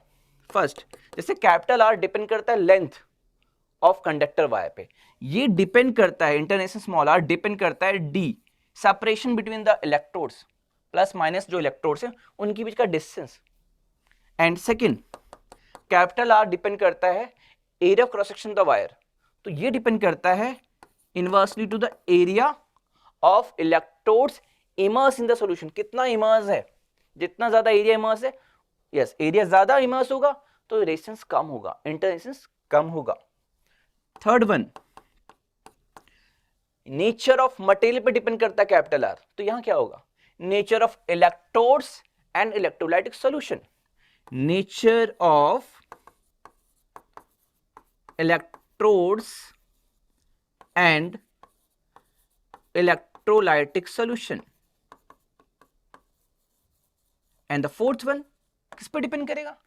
टेम्परेचर पे कैपिटल आर डिपेंड करता है, लेकिन कैसे डिपेंड करता है? टेम्परेचर इंक्रीज करते रिलैक्सेशन टाइम कम होता है, तो वहां पर वहां पर एक्सटर्नल रेजिस्टेंस इंक्रीज होता है टेम्परेचर बढ़ाने से कंडक्टर का। तो ये कि यहाँ पर है ये कंडक्टर नहीं, ये है सॉल्यूशन, इलेक्ट्रोलाइटिक सॉल्यूशन। यहाँ पर जो है टेम्परेचर पे डिपेंड तो करता है, लेकिन टेम्परेचर बढ़ाने से इस इलेक्ट्रोलाइटिक सॉल्यूशन का इंटरनल रेजिस्टेंस कम होता है। तो ये भी 4 फैक्टर पर डिपेंड कर रहा है और कुछ मिलता जुलता है। तो क्लियर हो गया, EMF, potential difference and internal resistance. Okay, अब जरा रिलेशन फॉर्मूला देख लेते हैं इनमें क्या है। कि देखो एक्सटर्नल सर्किट में मूव कराने में work done I into capital are, क्योंकि रेजिस्टेंस R है। इंटरनल सर्किट में वर्क डन कितना होना करना पड़ेगा? इससे सही आइडिया लग गया कि इंटरनल सर्किट के लिए I इंटू स्मॉल आर हो जाएगा। यूनिट चार्ज को एक्सटर्नल सर्किट में मूव कराने में I into capital R, unit charge को इंटरनल सर्किट में मूव कराने में कितना? I into small R. तो टोटल वर्क डन पूरे सर्किट में जो कि ईएमएफ है, तो यस ईएमएफ हो जाएगा I into capital R external circuit में work done plus I into small R internal circuit में work done. EMF E I into R, potential difference V plus I into small R. तो यहां से एक formula मिल गया और this implies V is equal to E minus I R. ये जो फॉर्मूला मिला टर्मिनल पोटेंशियल डिफरेंस का formula E minus I R, जब यहाँ पे सेल के क्रॉस रेजिस्टेंस लगा हुआ है और सेल डिस्चार्ज हो रहा है, डिस्चार्जिंग ऑफ सेल। तो चार्ज करना पड़ता है, आजकल मोबाइल चार्ज करते हो तो वो जो सेल है वो चार्जेबल सेल है, तो उनके लिए क्या फॉर्मूला होगा? जब चार्ज करना पड़ेगा तो जो टर्मिनल के क्रॉस पोटेंशियल अप्लाई करना पड़ेगा E प्लस आई आर होगा फॉर द चार्जिंग के लिए, for the charging of cell के लिए। अभी हम V equal to E minus I R पे कुछ इंपॉर्टेंट ग्राफ स्टडी करते हैं, ग्राफ प्लॉट करने को आते हैं। नाउ फिर ग्राफिकली हम समझते हैं इस कंसेप्ट को कि V equal to E minus I R means discharging of cell. तो ग्राफ प्लॉट करने जा रहे हैं V y एक्सिस के अलॉन्ग, करंट x एक्सिस के अलॉन्ग, और हमें V is equal to EMF E minus I into small r, ये डिस्चार्जिंग ऑफ सेल के लिए फॉर्मूला है। ठीक है, यानी कि सेल है आपका जिसका EMF E है, कॉमा इंटरनल रेजिस्टेंस R है, सेल के अंदर का इंटरनल रेजिस्टेंस, और ये एक्सटर्नल लोड या रेजिस्टेंस यहाँ पे कनेक्ट है और सेल डिस्चार्ज हो रहा है, करंट I फ्लो हो रहा है। ठीक है, तो V equal to E minus I R. अब यहाँ पे ग्राफ प्लॉट करना है, तो आप देख सकते हैं यहाँ पर कि जो ग्राफ होगा वो इस इक्वेशन, इसी फॉर्मूले से है। तो इस फॉर्मूले को V equal to E minus I R जो हमारा फॉर्मूला है, इसको हम y equal to M X plus C से कंपेयर करें, y is equal to M X plus C से कंपेयर करें, यानी मैंने c प्लस एम एक्स लिख दिया, तो एम एक्स प्लस सी से कंपेयर करें, यानी कि x एक्सिस के अलॉन्ग I है, y एक्सिस के अलॉन्ग V है। तो यानी कंपेयर करके हमें आइडिया लग गया कि जो m यानी स्लोप है, स्लोप नेगेटिव, यानी कि जो लाइन है वो ऑब्ट्यूज एंगल बना रही विद x एक्सिस। जो हमारा m है जो कि tan थीटा, वो आपका minus r, that means obtuse angle हुआ। और क्योंकि ये इक्वेशन स्ट्रेट लाइन है, इसका मतलब लाइन तो स्ट्रेट होगी, बट वो इस तरीके से नहीं होगी, इस तरीके से हुआ तो x एक्सिस से एक्यूट एंगल बनेगा, तो ये प्लस होना चाहिए था, तो ये माइनस। इसका मतलब ये है कि हमारी लाइन ग्राफ ऐसे, दिस वन। तो ग्राफ भी 1 मार्क्स में बोर्ड में आता है, plot the graph V versus I। तो ग्राफ क्लियर हो गया फ्रॉम दिस इक्वेशन। और जो C है वो इंटरसेप्ट, इंटरसेप्ट क्या मेजर करेगा? C is equal to E, कैसे? For x is equal to 0, y is equal to C, यानी for I is equal to, yes, for I अगर 0 कर दें तो V is equal to EMF मिलेगा, यानी ये जो वैल्यू है आपकी EMF की वैल्यू है। और यहाँ पे ये जो करंट की ये जो वैल्यू है, तो यहाँ पर अगर हम R की वैल्यू फाइंड करना चाहें तो R का जो मैग्नीट्यूड या वैल्यू है वो E अपॉन I से मेजर कर सकते हैं। क्लियर हो गया? तो ये ग्राफ है V versus I graph. Clear? Now next topic पे चलते हैं। अभी जो ग्राफ हमने स्टडी किया वो ग्राफ कॉम्बिनेशन सेल को लेकर के बोर्ड के एग्जाम में आया हुआ है कि लेट 3 सेल सीरीज में लगे हुए, तो वो 3 सेल्स के लिए फिर इक्विवेलेंट वैल्यू यानी E जो आपकी वैल्यू वो E इक्विवेलेंट होगा, यानी अगर सीरीज में तो E सीरीज होगा। तो ग्राफ तो वैसे ही बनेगा, लेकिन जो E की वैल्यू आई वो इक्विवेलेंट वैल्यू आएगी। इक्विवेलेंट वैल्यू कैसे निकालते हैं? स्टार्ट करते हैं combination of cells in series and parallel. तो कॉम्बिनेशन स्टडी कर रहे हैं और फर्स्ट हम स्टडी करेंगे यहाँ पर series combination. Yes, series combination. तो सीरीज कॉम्बिनेशन सर, और ये डेरिवेशन भी आ सकती है एग्जाम में। लेट हम 2 सेल्स ले रहे हैं, एक ये है EMF E1 comma inter resistance R1, इसके साथ सीरीज में एक सेल और लगा दिया EMF E2 comma inter resistance R2, and ये एक्सटर्नल रेजिस्टेंस R से कनेक्ट कर दिया। यस, अब यहां पर इस सर्किट में एक ही करंट I ड्रॉ कर रहा है, ये R, तो सीरीज में करंट सेम है, यानी ये जो R है वो इन दोनों सेल से इफेक्टिवली I करंट ड्रॉ कर रहा है। तो हम कहें कि अगर इन दोनों के इक्विवेलेंट सेल लगा दिया जाए और उतनी ही करंट ये R, सेम R लगा दिया जाए, उतनी ही करंट ड्रॉ करे, I करंट ड्रॉ करे, तो इस जो सेल का इक्विवेलेंट वैल्यू क्या होगी इन टर्म्स में, यानी सीरीज कॉम्बिनेशन, तो इसको E सीरीज R सीरीज ले लेते हैं और यहां से हमें रिलेशन निकालना है। अब यहां पे आपको क्या दिख रहा है, करंट सेम है, जैसा कि हमने कैपेसिटेंस में कहा चार्ज सेम है, रेजिस्टेंस में कहा करंट सेम है, यहां पे भी करंट सेम है सीरीज में। तो yes, here in series I same, I is same, तो I सेम है, तो फिर क्या डिफरेंट होगा, जो टर्मिनल वोल्टेज होगा E1 के क्रॉस वो V1 होगा, E2 के क्रॉस V2 होगा, यानी दोनों का अगर इफेक्टिव देखा जाए तो वो V होगा टर्मिनल वोल्टेज, यानी कि जो टर्मिनल वोल्टेज V है वो V1 प्लस V2 होगा। Now value of V put कर देते हैं, तो वैल्यू ऑफ V क्या पुट करेंगे हम, तो हम यूज करेंगे वी नो डैट, V का फॉर्मूला कौन सा IR, no, we know that V का फॉर्मूला IR तो नहीं यूज करेंगे हम, वी यूज कौन सा फॉर्मूला EI और स्मॉल r के टर्म में, I इंटू कैपिटल R नहीं, क्योंकि हमें यहाँ पे इनमें रिलेशन निकालना है। तो V is equal to E minus IR वाला फॉर्मूला यूज करना है यहाँ पे। तो नाउ यहाँ से V लेते हैं, ये जो V है इसको इस टर्म में लिखते हैं, तो क्या लिखेंगे V की जगह, यस हेयर V की जगह रखेंगे E यानी E सीरीज माइनस I तो सेम है, R की जगह R series equal to V1 क्या रखेंगे यहाँ पे, V1 देखो आप E1 minus I R1 plus what is V2, E2 minus I R2। Clear, बहुत सिंपली वैल्यू पुट कर दिया हमने। अब इसमें एक जैसे टर्म को एक साथ कर देते हैं, देखो ES minus I RS is equal to E1 और E2 एक साथ लिख दिया, यानी E1 प्लस E2। अब minus I R1 minus R2, तो माइनस अगर कॉमन ले लें तो R1 प्लस R2 मिल जाएगा। नाउ कंपेयर बोथ साइड, अगर आप कंपेयर करें तो आपको क्या दिख रहा है यहाँ पर, comparing both side we get, yes minus के आगे ES और यहाँ माइनस के आगे E1 प्लस E2, यहाँ माइनस I के बाद ये RS और यहाँ पर माइनस I के बाद R1 plus R2। Now on comparing both side what we get, compare करने पे हमें क्लियर मिल गया E सीरीज यानी कि E1 plus E2 and R series यहाँ पर इसके लिए आ गया डायग्राम के अकॉर्डिंग R1 प्लस R2। तो ये हमने इक्विवेलेंट फाइंड कर लिया, क्लियर हो गया।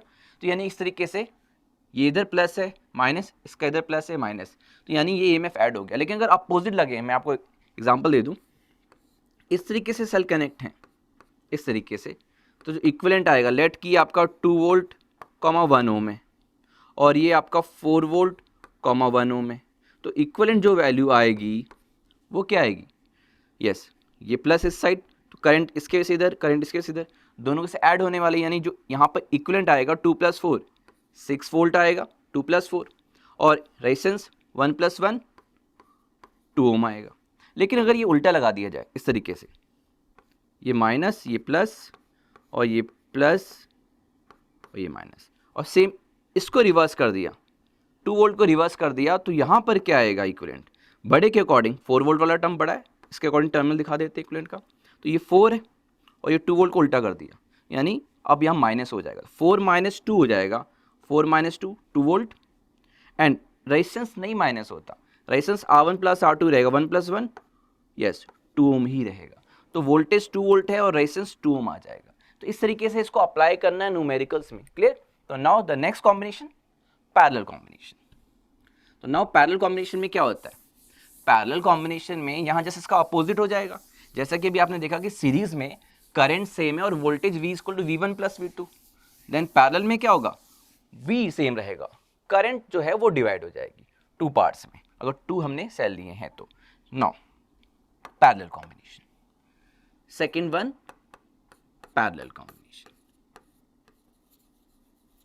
Parallel combination. तो पहले डायग्राम समझते हैं, ड्रॉ करते हैं पैरेलल कॉम्बिनेशन।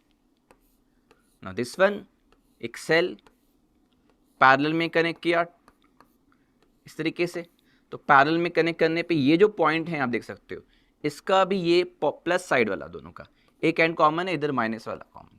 तो ये जो 2 पॉइंट्स है, तो इन पॉइंट्स पे यहाँ पोटेंशियल कुछ है, यहाँ पोटेंशियल कुछ है, तो जो पोटेंशियल डिफरेंस है तो वो सेम रहेगा ना, तो हम कहेंगे कि टर्मिनल पोटेंशियल डिफरेंस या पोटेंशियल डिफरेंस यहाँ सेम है।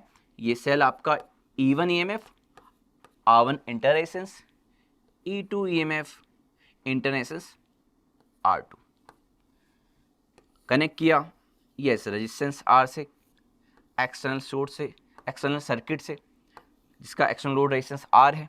तो ये जो करंट ड्रॉ करेगा, तो ये जो करंट ड्रॉ करेगा वो I ड्रॉ करेगा। तो वो I कहाँ से मिला, कुछ करंट इधर से I1, कुछ करंट इधर से I2, और दोनों मिलकर के ये करंट I मिल गई। यहाँ V सेम रहेगा बट I आपका I1 प्लस I2 होगा। अब इन दोनों के इक्विवेलेंट जो सेल है उसको नाम दे रहे हैं E पैरेलल R पैरेलल, क्योंकि ये पैरेलल कॉम्बिनेशन है।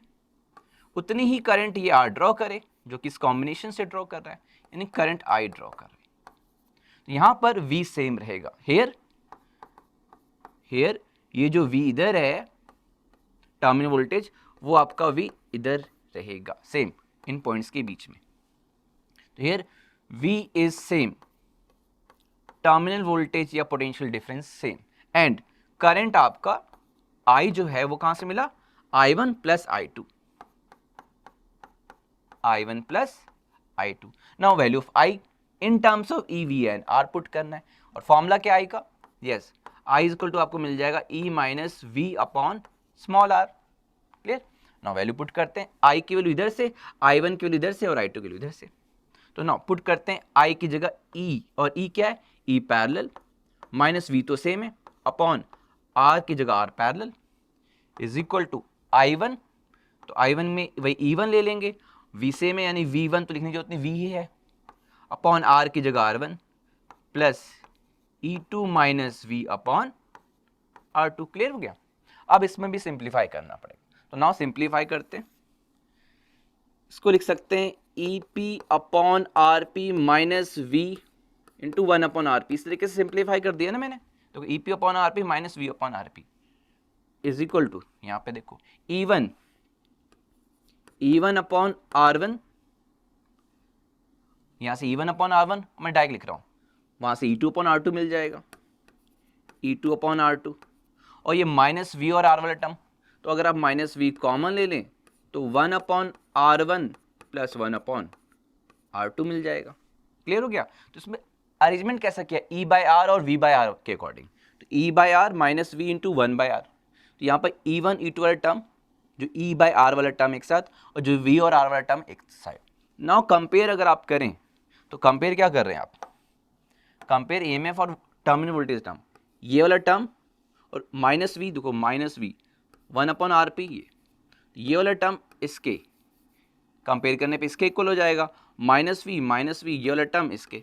तो now on comparison what we get, EP upon RP is equal to E1 upon R1 plus E2 upon R2। ये एक्सप्रेशन हमने डिराइव कर लिया, फाइंड कर लिया।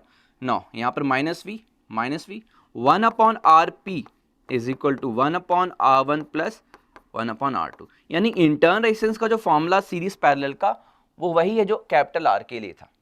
बाकी EMF का फॉर्मूला आप देख सकते हैं कि पहले आपको RP निकालना पड़ेगा, जब RP आ जाएगा तो यहाँ रख देंगे, तब फाइनली EP आएगा, अदरवाइज EP अपॉन RP तो आ जाएगा इससे, लेकिन जब तक RP की वैल्यू पुट नहीं करेंगे तो EP कैसे आएगा। तो RP आप यहाँ से कैलकुलेट कर लेना, यहाँ पुट कर देना, फाइनली EP की वैल्यू मिल जाएगी। तो ये फॉर्मूला और न्यूमेरिकल्स में पुट करना हो तो क्लियर हो गया combination of cell, series and parallel. Next Kirchhoff rule, बड़े से बड़े कॉम्प्लिकेटेड सर्किट जो कि हमें ओम्स लॉ से सॉल्व नहीं हो पा रहे, कंफ्यूजन हो रहा है, किरचॉफ लॉ से बहुत ही सिंपली हो जाता है सॉल्व। तो क्या है किरचॉफ रूल या लॉ, तो किरचॉफ लॉ जो है वो 2 पार्ट्स में डिवाइडेड है, एक है आपका KCL Kirchhoff current law, KVL Kirchhoff voltage law. Okay, इसको मैं जंक्शन लॉ भी कह सकता हूं, it is also known as junction law. और वोल्टेज लॉ ये हमारा जो है किरचॉफ वोल्टेज लॉ, ये आपका लूप और मेश लॉ भी है। ठीक, अब पहले हम केसीएल लॉ समझते हैं। किरचॉफ करंट लॉ या जंक्शन लॉ। जंक्शन लॉ ये करंट है यानी करंट से रिलेटेड है, और ये वोल्टेज यानी वोल्टेज से रिलेटेड है। तो जो करंट है वो चार्ज से, the rate of flow of charge is current. तो यहां पर ये बेस है कंजर्वेशन ऑफ चार्ज पे, 1 मार्क्स क्वेश्चन आपको मिल सकता है, ये कंजर्वेशन ऑफ चार्ज पे बेस है। और दिस वन वोल्टेज की डेफिनेशन, पोटेंशियल डिफरेंस की definition, work done in bringing the unit charge between the 2 point. तो वर्क डन एनर्जी से रिलेटेड होता है, तो ये है कंजर्वेशन ऑफ एनर्जी पे बेस, कंजर्वेशन ऑफ एनर्जी। तो ये बेसिक आइडिया आपको मिल गया ना भाई। ये जंक्शन लॉ किस तरीके से न्यूमेरिकली हम सॉल्व कर सकते हैं सर्किट को, आप समझते हैं कि what is Kirchhoff current law या जंक्शन लॉ। स्टार्ट करते हैं, किरचॉफ करंट लॉ या junction law. Yes, Kirchhoff's current law यानी कि जंक्शन लॉ। तो जो जंक्शन लॉ इसके अकॉर्डिंग एक पॉइंट P कंसिडर करते हैं। आपने जंक्शन वर्ड सुना है ना, ठीक है, जो आपके रेलवे स्टेशन से वहाँ कुछ जगह जंक्शन लिखा होता है, ट्रेन डिफरेंट डायरेक्शन से आती भी और जाती है, ठीक है। तो ये पॉइंट P ले लेते हैं, और जो वायर है इस पॉइंट P पे कनेक्टेड है, पूरा एक इलेक्ट्रिक सर्किट, पूरा नेटवर्क है, उसमें डिफरेंट करंट या वायर कनेक्टेड है इस तरीके से। और हम इसमें कह रहे हैं जो करंट है, करंट आ भी रही है टूवर्ड्स पॉइंट P भी है और वे भी है। तो I1 yes towards I2 away ले लेते हैं, I3 टूवर्ड्स ले लेते हैं, और I4 अवे ले लेते हैं। अब यहाँ पे इन चारों करंट का जो अलजेब्रिक सम होगा, according to this law, the algebraic sum of the current meeting at the junction point is 0। Algebraic sum of current meeting at the junction point is 0। ठीक, अब यहाँ पे साइन का कंसेप्ट है कि जैसे मैं जो टूवर्ड्स है मैं उसको प्लस ले रहा हूँ, तो अगर मैंने कहा कि टूवर्ड्स को मैं अगर प्लस मान रहा हूँ तो अवे को मैं माइनस मानूंगा, तो ये मैंने कहा अलजेब्रिक सम उसका 0। तो समेशन कर रहे हैं यानी कि करंट जो टूवर्ड्स है मैं उसको प्लस ले रहा हूँ, अगर मैं टूवर्ड्स को प्लस ले रहा हूँ उसको माइनस, या टूवर्ड्स को माइनस लूंगा तो अवे को प्लस, तो ये उसके रिस्पेक्ट में डायरेक्शन की बेसिस पे। तो I1 मैंने टूवर्ड्स को प्लस लिया तो plus I1, I2 minus I2 लिख रहा हूँ, क्यों? क्योंकि ये अवे फ्रॉम द जंक्शन है, जो करंट आ रही है उसको प्लस ले रहा हूँ, जो जा रही है उसको माइनस ले रहा हूँ। अब यहाँ I3 देखो आप, टूवर्ड्स है ना, तो प्लस I3 लिख रहा हूँ, प्लस I4 में प्लस I4 रखूँ या माइनस I4, अवे है ना माइनस I4, तो ये इज इक्वल टू क्या हुआ 0। तो algebraic sum of current meeting at the junction point is 0। या हम इसको देख सकते हैं कि जो करंट आ रही है यानी I1 plus I3 is equal to minus I2 और माइनस I4 इक्वल टू इधर जाएगा प्लस हो जाएगा I2 प्लस I4। तो सम ऑफ करंट जो आ रही है इज इक्वल टू जो sum of current away from the junction है, टुवर्ड्स द जंक्शन का sum is equal to away from the junction का सम के इक्वल। तो algebraic sum of the current is 0, it is Kirchhoff current law. तो next Kirchhoff voltage law हम study करते हैं, और थोड़ा सा कंसेप्ट भी बड़ा है लेकिन इंटरेस्टिंग ये ही है क्योंकि यहाँ पर कुछ बढ़िया चीज़ें आपको सामने मिलेंगी कि बहुत सिंप्लीफाई हो जाएगा वोल्टेज वाला कंसेप्ट भी, कि वोल्टेज डिफरेंस कैसे निकाल सकते हैं। तो यहाँ Kirchhoff voltage law, Kirchhoff's voltage law और लूप लॉ या मैश लॉ, एक सर्किट ड्रॉ करके ही समझ आएगा। तो एक सिंपल सा सर्किट, क्योंकि पहले हम सिंपली समझ लेते हैं, एक सिंपल सा सर्किट ड्रॉ कर रहे हैं, उस सर्किट में EMF भी होगा, रेजिस्टेंस भी होगा।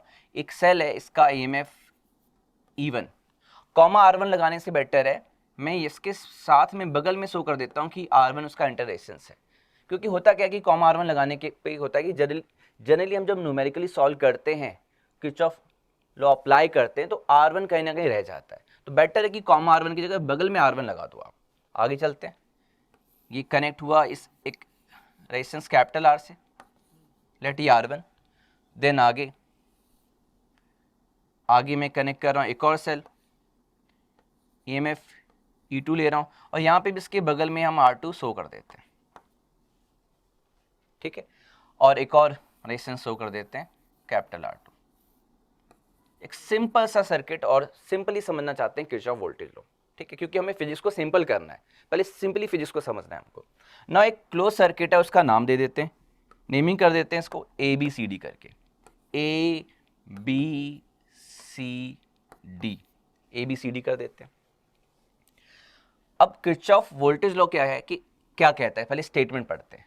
According to this Kirchhoff voltage law या loop law, summation V is 0, लेकिन फॉर अ क्लोज सर्किट या loop, yes, for close circuit या क्लोज लूप के लिए, यानी एक लूप मान रहे हैं ABCDA, for close loop summation V is 0। ये आपका किरचॉफ वोल्टेज लॉ है। समझने की बात है सीधे सीधे कि यानी हम VAB वोल्टेज ले रहे हैं यानी A और B के क्रॉस, VBC वोल्टेज ले रहे हैं B और C के क्रॉस, एंड VCD ले रहे हैं C और D के क्रॉस, एंड लास्ट DA। तो ये इन सब का सम करने पे 0 आ जाना चाहिए, समेशन V 0। या सिंपल तरीके से हम जैसे कह रहे हैं कि मैं VAB को लिखता हूँ VA minus VB, VA minus VB मैं लिख रहा हूँ, A से B तो VA माइनस VB ले रहा हूँ मैं, VBC को VB माइनस VC लिख रहा हूँ, प्लस VCD को VC माइनस VD लिख रहा हूँ, प्लस VDA को लिख रहा हूँ VD माइनस VA। और देखो आप, VA प्लस है, VA या माइनस है, minus VB plus VB, minus VC plus VC, तो सब कट के 0 तो आ रहा है। तो यानी ये चीज़ बताना चाहते हैं कि किसी क्लोज लूप या सर्किट में समेशन ऑफ V 0 है। तो ये तो हमने अभी समझा है स्टेटमेंट को कि समेशन ऑफ V 0। अब अप्लाई कैसे करें, तो इसके लिए साइन कन्वेंशन होता है, क्योंकि इक्वल टू 0 है, तो जो साइन कन्वेंशन में अगर आपकी करंट की वैल्यू, अब करंट शो करेंगे, तो करंट जो शो करेंगे अगर बाई चांस आपने डायरेक्शन गलत ले ली, तो बस यहाँ पे गलत नहीं आएगा, माइनस में आ जाएगा कि भाई मैंने कहा कि करंट, अभी मुझे पता ही नहीं कि कौन सा EMF की वैल्यू ज़्यादा है, E1 ज़्यादा है या E2 ज़्यादा है, नहीं पता, मैंने करंट की वैल्यू I कुछ भी मान ली कि ऐसे मैंने ले लिया एंटी क्लॉकवाइज, और अगर मैंने गलत ले लिया है तो मेरी करंट की वैल्यू माइनस में आएगी, इसका मतलब करंट की डायरेक्शन उसका अपोजिट। तो इक्वल टू 0 होने से बड़ा ईजी हो जाता है। तो ना इसके रूल्स को समझते हैं और अप्लाई करते हैं कि कैसे न्यूमेरिकली इसको अप्लाई करना है। ना KVL लॉ यानी किरचॉफ वोल्टेज लॉ, स्टार्ट करते हैं, रूल को समझते हैं। इस लूप में ABCDA लूप ले रहा हूं मैं, तो करेंगे क्या, कंसिडर लूप, ऐसे करेंगे एग्जाम में, कंसिडर लूप ABCDA। ध्यान से देखो, A से B जा रहा हूं, बहुत ऐसा कंसेप्ट बताऊंगा कि आपको याद रहेगा। A से B जा रहे हैं और ये बैटरी है, सॉरी सेल का जो प्लस है वो आपके सामने, फिर बाद में माइनस पड़ेगा ना, तो आप A से B की जा रहे हो, क्योंकि वोल्टेज वाला टर्म है, यानी जो टर्म आप लिखेंगे उसकी यूनिट वोल्ट होनी चाहिए। एक तो EMF की वोल्ट होती है, एक I × R की यूनिट वोल्ट होती है। तो ये E, क्योंकि आपके सामने EMF जो पड़ा E1, हमने कहा E1 और मैंने प्लस लिखा क्योंकि मेरे सामने प्लस पड़ा। अब आगे R1, अब R1 वाला टर्म तो वोल्टेज वाला टर्म है नहीं, करंट चाहिए, तो मुझे ये करंट शो करना पड़ेगा। तो आप लेट कंसिडर, मान लो कि यहाँ पे करंट है, तो मैं कह रहा हूँ कि भाई E2 ज़्यादा होगा, तो मे बी करंट की डायरेक्शन I। फिलहाल एक ही लूप है यहाँ पर और कहीं से कनेक्ट नहीं, तो मैं करंट I मान लेता हूँ, इस सर्किट में करंट I ऐसे फ्लो हो रही है, तो करंट मानना पड़ेगा, I1 I2 जो भी है, तो मैंने I मान लिया। अब R1 के थ्रू I करंट है और मैं इस डायरेक्शन में जा रहा हूँ और मैं A से B जा रहा हूँ, करंट भी मेरे साथ जा रही, मेरे साथ, साथ में मतलब साथ साथ है, मतलब प्लस I × R1, क्योंकि मेरे साथ करंट है तो प्लस, अगर मैं इधर जा रहा हूँ करंट उल्टा होती तो माइनस लिखते, मेरे अगेंस्ट में मतलब माइनस। अब देखो, यानी ये जो टर्म आया E1 + IR1 वो A से B जाने में आपको मिला, A से B गए, सामने EMF का प्लस लिख दिया, करंट की डायरेक्शन और मेरी डायरेक्शन सेम है तो प्लस, यानी VAB आपको मिल चुका है। यानी VAB मैं क्या कह रहा हूँ, मेरा VA माइनस VB कह रहा हूँ, VAB मेरा है VA माइनस VB और VA माइनस VB हमको ये मिल चुका है, this is VAB, VA minus VB। अब आते हैं B से C की तरफ, करंट यही आगे जाएगी B से C की तरफ, यही करंट आई, करंट मेरे साथ चल रही है तो प्लस लिखेंगे I × R1, ये क्या मिला VBC यानी VB माइनस VC। ध्यान सुनना, C से D की तरफ आते हैं, सी से डी की तरफ आ रहे हैं और यहाँ पर E2 आपको देखो माइनस सामने पड़ गया ना, अब सामने माइनस पड़ गया तो फिर माइनस ही लिख देते हैं। मैं यहाँ पे नेक्स्ट माइनस E2, अब यहाँ पे नेक्स्ट R2, इसलिए मैंने को R2 यहाँ रखा क्योंकि यहाँ कॉमन लगाते हो बाई चांस R2 रह जाता है। तो R2 करंट यस मेरे साथ में सी से डी की तरफ जा रहा हूँ, करंट मेरे साथ चल रही है, तो प्लस I इंटू R2, यानी सी से डी गया मैं, तो सी से डी के लिए यानी VCD, VC माइनस VD कह रहा हूँ, सी से डी यानी VC माइनस VD जो होगा हमारा माइनस E2 प्लस IR2 होगा। अब डी से ए की तरफ, डी से ए की तरफ प्लस I इंटू R2 क्योंकि करंट मेरे साथ है, तो घूम के वहीं पहुंच गया ना, ए से स्टार्ट करके मैं ए पे पहुंच गया, तो नेट समेशन ऑफ V 0, यानी पूरा ऐड करने पे 0 आया। तो कितना सिंपल था ना। क्या चीज़ ध्यान रखनी है कि अगर EMF का प्लस सामने पड़ा तो प्लस लिख देंगे, करंट साथ में चल रही है तो plus I into R, current मेरे अपोजिट है तो माइनस I इंटू आर, और EMF का माइनस सामने पड़ गया तो माइनस ही। तो ये याद करना थोड़ा ईजी है, लेकिन ध्यान रखना जैसे मैंने कहा A से B गया तो मैंने VAB कहा, तो मेरा VAB क्या है, VA माइनस VB है। क्लियर। तो ये आपने किरचॉफ वोल्टेज लॉ अप्लाई करना सीख लिया है, बाकी न्यूमेरिकल से और क्लियर हो जाएगा, बट यही चीज़ ध्यान रखना है आपको। Yes, next Wheatstone bridge. Yes, very important topic Wheatstone bridge, क्योंकि आगे मीटर ब्रिज वाला टॉपिक भी है जो कि प्रैक्टिकल बेस्ड टॉपिक है। व्हीटस्टोन ब्रिज इससे भी बहुत इजी न्यूमेरिकल होते हैं, बस आपको कंसेप्ट पता होना चाहिए, न्यूमेरिकल बहुत इजी होता है इसका फिर, बट ये डेरिवेशन आती है, state and prove Wheatstone bridge. और व्हीटस्टोन ब्रिज प्रिंसिपल है क्या, यहाँ पे आप देख सकते हो कि जो व्हीटस्टोन ब्रिज है यहाँ पे ब्रिज टाइप में जैसे बना दिया, ABCD क्वाड्रिलेटरल, ठीक है, और एक ब्रिज का शेप दे दिया भाई ये एक ब्रिज है। अब ये व्हीटस्टोन ब्रिज में यहाँ पर इस ब्रिज में PQRS, तो ये 4 रेजिस्टेंस है, 5वां रेजिस्टेंस के बीच में गैलोमीटर वाला रेजिस्टेंस जिसको G मान लेंगे, लेकिन जिसकी कोई वैल्यू नहीं है, मतलब जिसका कोई इंपॉर्टेंस नहीं रहेगा इस व्हीटस्टोन ब्रिज प्रिंसिपल के अकॉर्डिंग। क्यों नहीं रहेगा वही समझते हैं।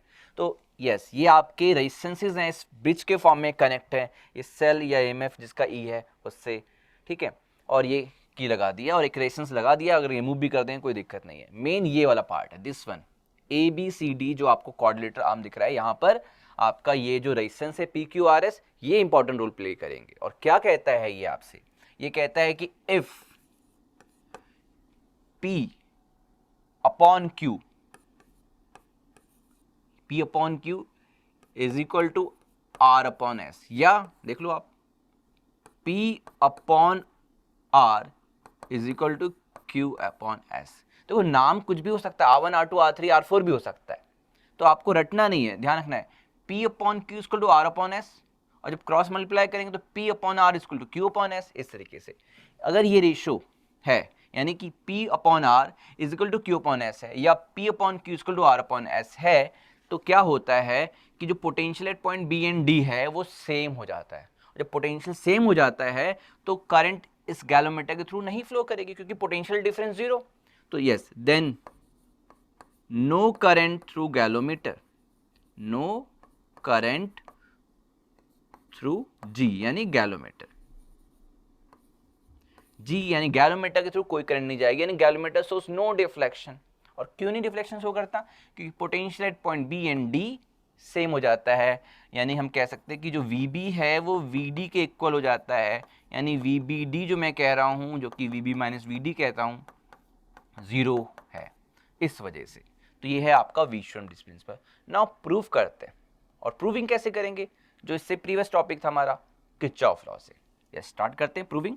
यस, तो प्रूफ करने के लिए हमें यहाँ पर एक लूप कंजर्व करना पड़ेगा। स्टार्ट करते हैं proof. Let we consider a loop, लेकिन लूप कंजर्व करने से पहले करंट शो करना पड़ेगा कि लेट ये करंट I है, यस करंट I ड्रॉ कर रहा है ये नेटवर्क, सो दिस सेल जिसका EMF E और वोल्टेज V दे दिया गया है।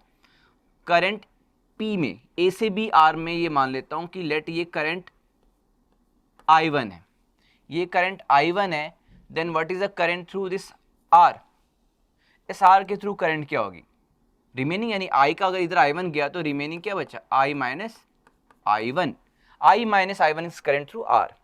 अब आगे देखो I1 इधर गई तो ये गैलोमीटर के थ्रू जो करंट है उसको IG यानी करंट थ्रू गैलोमीटर, ये IG लिखा हुआ है। तो यहाँ पर करंट क्या होगी, तो पॉइंट B आप देख लो, करंट I1 आ रही है तो IG इधर जा रही है, जो करंट इससे अवे होगी यानी I1 जो होगी I1 जो है आगे जाके IG, और ये आपका यहाँ पे देख सकते हो क्या आएगा, ये जो करंट आएगी वो होगी I1 का एक पार्ट इधर गया तो रिमेनिंग क्या बचा, I1 माइनस IG, यानी कि I1 करंट A से B और B पे जाकर ये दो पार्ट में डिवाइड हो गया ऐसे करके, तो यस एक IG है तो रिमेनिंग क्या होगा, I1 माइनस IG होगा। क्लियर हो गया, यानी Q के through current I1 minus IG। अब IGA B से D, I minus I1 A से D, तो ये दोनों करंट जब आ रही हैं तो S के थ्रू करंट इस तरीके से D से C होगा। तो now what is the current through D से C, यानी S से करंट कितनी जाएगी, दोनों आकर के इधर मिलकर के इधर, तो ये हो जाएगा I minus I1 plus IG। इतना पहले तो क्लियर होना चाहिए कि करंट PQRS के थ्रू कितनी करंट पास हो रही है और डायरेक्शन क्या है। तो क्लियर, I इधर I1, तो remaining I minus I1, I1 इधर गया तो B पे डिवाइड हुआ, IG इधर तो remaining I1 minus IG, B से D IG, A से D I माइनस I1, दोनों मिलकर के ऐड हुए S के through I minus I1 plus IG, और यहाँ पे C पे देखो कंबाइन करके I ही आएगा। ठीक है, हमने करंट शो कर दी। नाउ अब लूप कंसिडर करते हैं। यस, तो किरचॉफ करंट लॉ लगा करके पॉइंट जंक्शन B या D इस तरीके से A पे हमने ये करंट शो कर दिया, बहुत ही सिंपल। अब वोल्टेज लॉ अप्लाई करते हैं उसके लिए लूप, तो consider loop, let we consider loop A से B, B से C, सॉरी A से B, B से D, D से A ले लेते हैं, तो A B D A loop ले लिया हमने। Okay, now A to B जा रहे हैं, A टू B जा रहे हैं, करंट की डायरेक्शन में जा रहे हैं, तो current into resistance I1 into P, A to B।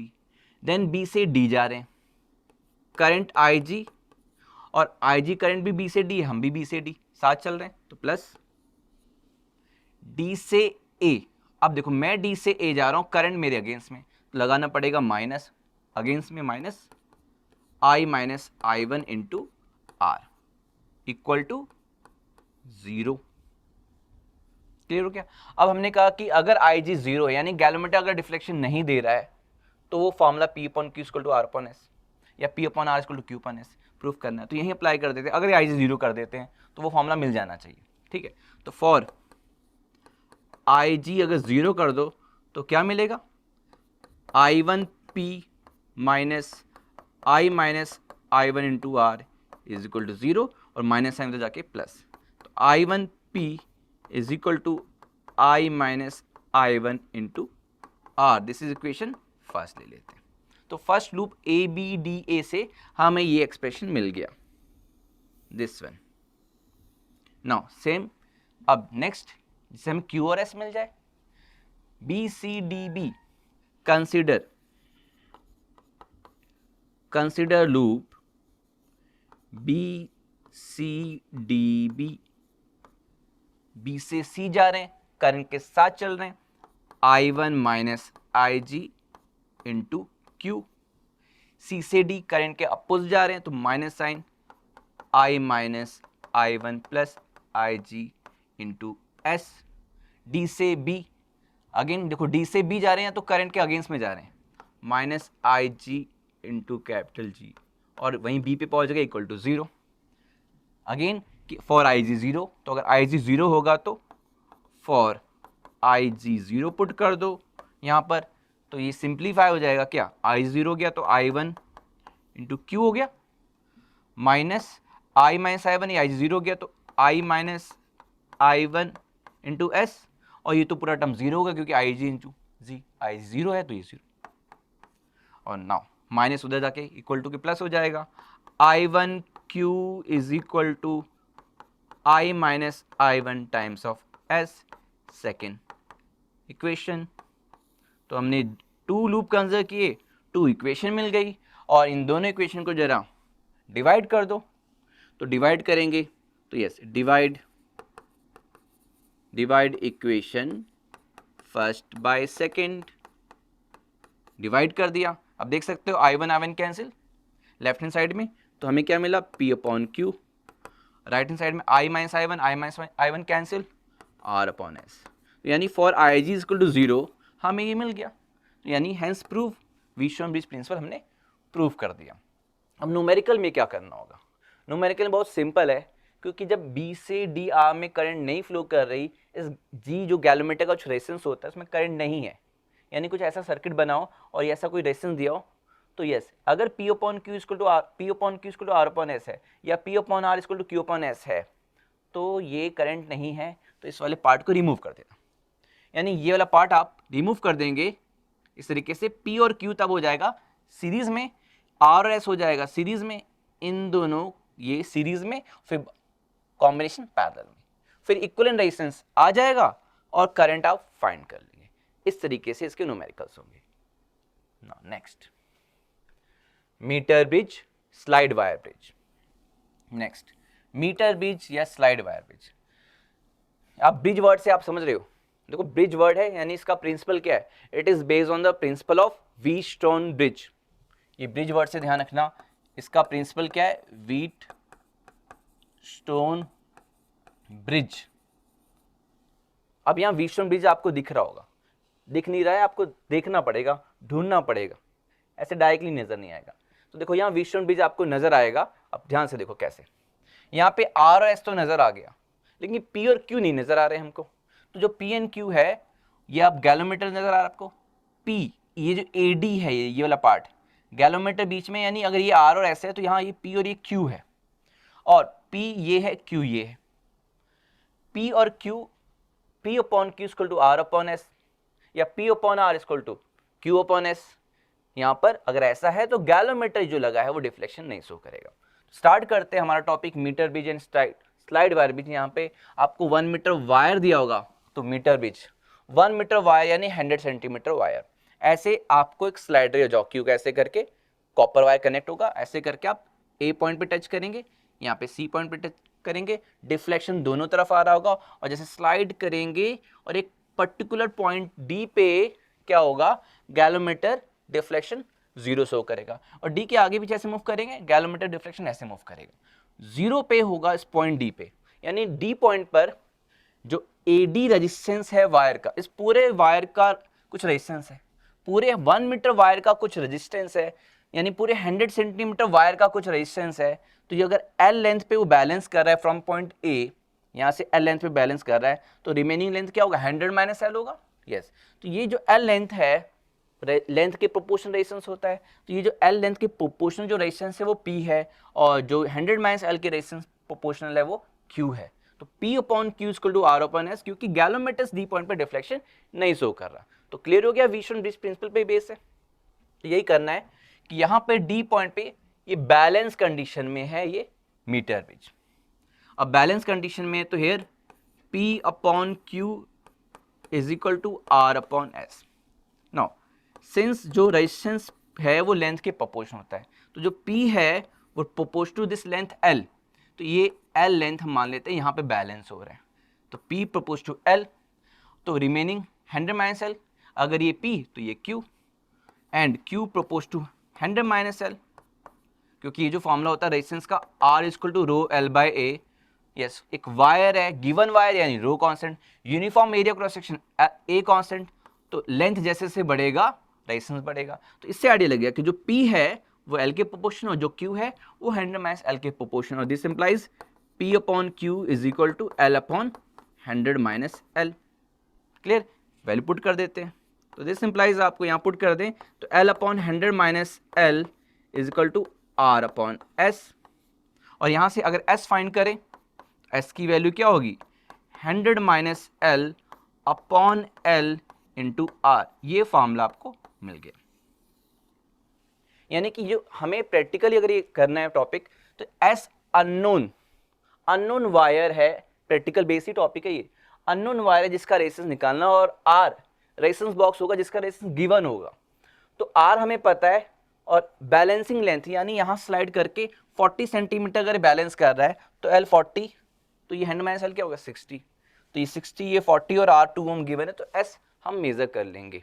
तो क्लियर हो गया। एक और चीज़, अगर ये रेजिस्टेंस R ज़्यादा है तो इसके करस्पॉन्डिंग ये लेंथ ज़्यादा होगी, S कम है तो ये लेंथ कम होगी। तो अगर रेजिस्टेंस अगर ये वाला R बढ़ा रहे हो आप, तो इसके करस्पॉन्डिंग ये लेंथ बैलेंसिंग लेंथ बढ़ेगा, ताकि रेशियो कांस्टेंट रहे। यानी रेशियो कांस्टेंट रहेगा, यानी विशुअल ब्रिज बैलेंस रहेगा। तो ऐसे कंसेप्ट से क्वेश्चन आपसे पूछे जाते हैं। तो प्रैक्टिकल बेस्ड टॉपिक है, एस हम फाइंड कर लेंगे। और कई बार क्वेश्चन होता है कि यहाँ पे सीरीज या पैरेलल में लगा देते हैं। तो सीरीज और पैरेलल में तो फिर फॉर्मूला आपको पता है कि अगर यहाँ S1 S2 दो वायर लगा दिए सीरीज में, तो S की जगह लिख देंगे आप S1 प्लस S2। पैरेलल में लगा देंगे तो 1/S equal to 1/S1 plus 1/S2। इस तरीके से न्यूमेरिकल भी आप कर सकते हैं, सॉल्व कर सकते हैं। बट ये टॉपिक प्रैक्टिकल बेस है, और प्रैक्टिकल बेस टॉपिक भी बोर्ड में आते हैं। फिलहाल प्रैक्टिकल के लिए आपको ये पूरा प्रैक्टिस करना है। तो क्लियर हो गया। एक चीज़ और इंपॉर्टेंट है यहाँ पर, sensitivity. Sensitivity of this meter bridge का क्या मतलब है? तो सेंसिटिविटी यहाँ पर कैसे इंक्रीज की जाती है? ये जो रेजिस्टेंस PQRS है, PQRS जो रेजिस्टेंस है, इनका ऑर्डर सेम होना चाहिए। यानी कि एक 1 ओम है, एक 100 ओम है, इनका ऑर्डर सेम होना चाहिए। लाइक 2 ओम, 3 ओम, 4 ओम, तो ये सिंगल डिजिट में, 10 ओम, 15 ओम, 20 ओम, ऐसे करके। तो ये इनका ऑर्डर आसपास हो तो हम कहेंगे कि ये मोर सेंसिटिव मीटर ब्रिज है, रीडिंग इसकी ज़्यादा सही आएगी, ज़्यादा एक्यूरेट होगी। तो ये क्लियर हो गया चैप्टर 3 जो कि यूनिट 2 है। तो हमने कंप्लीट कर लिया वन शॉट वीडियो चैप्टर 3 जो कि करंट इलेक्ट्रिसिटी बेस्ड था। तो नेक्स्ट चैप्टर 4 के साथ जल्दी मिलते हैं आपसे। Thank you.